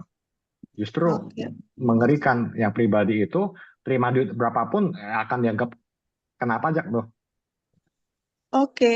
Terima kasih banyak ini Gitu. Pak Yuni. Sama-sama Bu Elena. Iya, baik. Sama-sama Bu Elena. Baik, Bu Ilena, terima kasih. Dari yang lain mungkin saya kasih kesempatan satu lagi mungkin. Ada lagi yang mau didiskusikan atau ditanyakan? Izin kalau Kalau belum ada yang tanya, boleh nyelip sedikit. Silakan, Bu Rina. Kalau yang ini mengenai apa isu terakhir yang tentang NPWP suami istri itu loh, Kapo. Di mana istri NPWP-nya ikut suami. Padahal misal si istri itu punya penghasilan atau punya usaha sendiri. Nah, itu baiknya bagaimana ya? Sedangkan di dalam pendapatan si istri itu terpisah mana untuk perusahaan dan mana yang pribadi. Dalam artian sehari-hari kayak gitu ya, hanya yang tidak tersangkut kepada pendapatan perusahaan. Nah, itu kadang kan tidak dicatat karena istilah kata kehidupan sehari-hari lah. Jadi itu gimana ya pencatatan si NPWP suaminya? Apakah memang baiknya dipisah atau baiknya tetap di bawah suami? Terima kasih.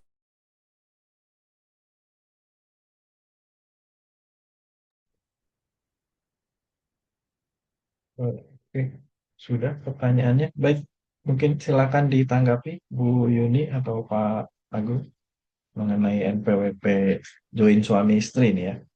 Oke, mungkin saya bantu tanggapin ya. Jadi Baik, saran kami Bu, jadi pisahkan, oke terlepas dari suami istri ya. Tapi kalau yang tadi saya tanggapin Bu Elena tadi, pisahkan antara usaha sama pribadi. Itu udah wajib punya gitu. Jadi kalau memang usahanya dan serius gitu ya, lebih baik ada NPWP perusahaan. Karena apa? Alasannya cuma satu, tarifnya beda. Ya pribadi itu jauh lebih besar gitu.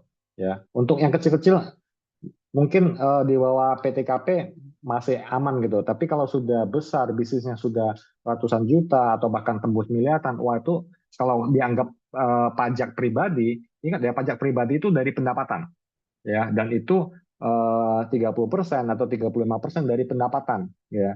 Kalau badan 22% dari laba bersih setelah potong-potong biaya segala macam gitu. Nah, jadi pajak badan sebetulnya jauh lebih ringan daripada pajak pribadi atau pajak bisnis yang dipakai NPWP pribadi gitu.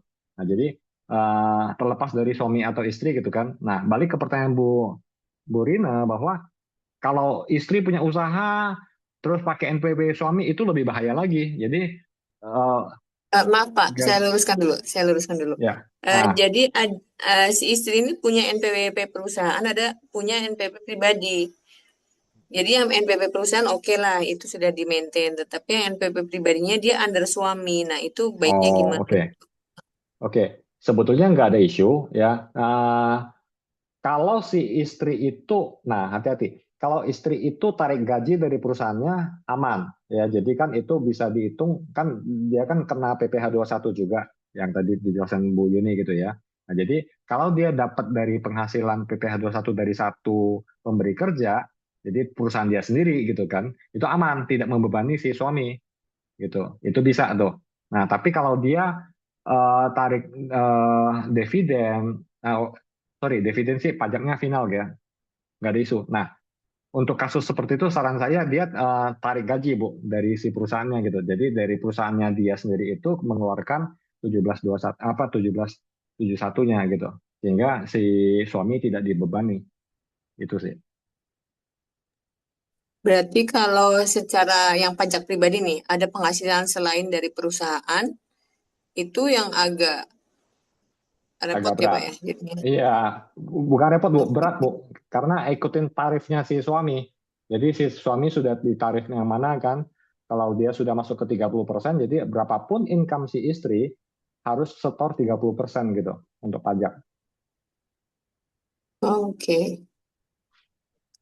Oke, kembali ke Gitu. pertanyaan berikutnya Pak tentang aplikasi itu. Berarti di dalam aplikasi ini eh, bisa dimulai dari awal eh, proses akunting itu, yang penting lapor aja nanti di aplikasi sudah selesai kepada end datanya ya. Ya, yang penting catat Bu. Jadi kuncinya pakai aplikasi adalah kita disiplin catat gitu. Karena kalau kita nggak catat, sistem nggak tahu gitu. Tapi kalau sudah catat, catat dengan benar, laporannya otomatis akan benar. Semua angka-angka yang tadi kita bahas gitu ya, baik itu profit ataupun cash flow, itu langsung terlihat dari apa dari aplikasinya gitu, termasuk pajaknya. Jadi pajak itu juga ambil dari mana? Dari data laporan si programnya gitu. Oke, berarti si aplikasi ini bisa dipakai dalam satu perusahaan untuk beberapa titik kah? Kayak misal petty cash kan dibagi tidak hanya untuk satu Ya, satu jalur ya, ada petty cash ya, produksi, ada petty cash kantor misalnya. Apakah mereka juga semua bisa mengakses untuk ke dalam satu aplikasi yang Pak Agung maksud? Kemudian mm-mm. yang penting itu maksudnya dicatat di dalam aplikasi kan. Berarti aplikasi itu Betul. kalau bisa dalam tanda kutip seperti nyala 24 jam supaya kita nggak lupa catat gitu kan, supaya ada N-nya dengan tepat gitu. Iya, betul, betul. Jadi Oke, berarti yang tadi semudah itu ya. semudah itu. Yang bagi yang fasih sebenarnya mudah Bu ya. Bagi yang mungkin awam baru belajar mungkin perlu adaptasi dulu. Tapi sebetulnya kalau sudah dipahami nggak ada yang sulit kok itu. Mungkin Gitu untuk Bu. semua aplikasi memang agak beratnya di awal ya Pak, karena harus Iya, memasukkan data-datanya itu doang, sekomplit itu doang. Nah, betul. selama memang bisa di-customize sesuai dengan perusahaan masing-masing dan mungkin panduan, ada yang memandu secara online atau Mm-mm, offline gitu, mm-mm. mungkin bisa lebih mudah Pak itu. Iya, betul, betul. Nah, di WA Group inilah yang kami sudah share linknya itu. Kalau bagi yang mau ini bisa kami bantu, kami pandu di situ, Bu. Oke, baik. Terima kasih Pak. Sama-sama, Bu Rina. Kembali ke Pak Sandi. Oke, baik. Terima kasih, Bu Rina.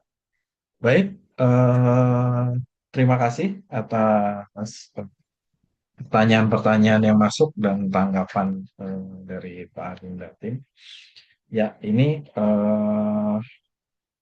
udah nggak kerasa kita udah ada di penghujung acara karena sudah jam 12 lewat itu.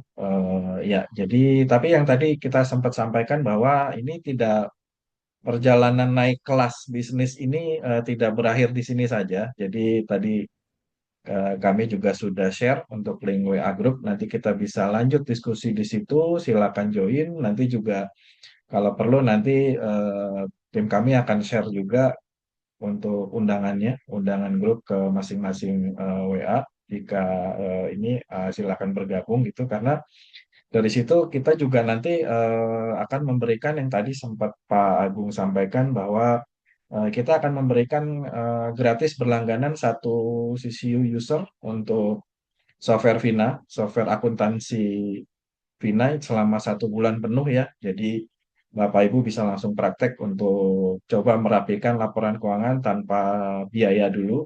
Gitu ya, kita akan berikan gratis selama 1 bulan penuh dengan menggunakan sistem.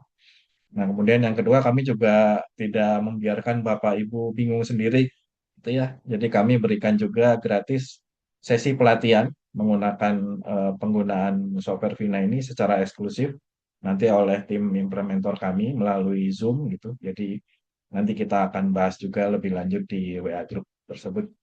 Nanti apa? Jadi pastikan aja Ibu atau Bapak bisa join untuk membahas lebih lanjut di grup WA tersebut. Baik, terima kasih. Demikian acara webinar kami. Sorry, nanti juga untuk rekaman Zoom dan materi nanti kita share juga di grup WA tersebut. Nanti jangan khawatir kalau yang sempat ketinggalan tadi, kita akan share juga untuk rekaman video Zoom-nya. Baik, terima kasih atas semua kehadiran partisipasi semua peserta webinar hari ini.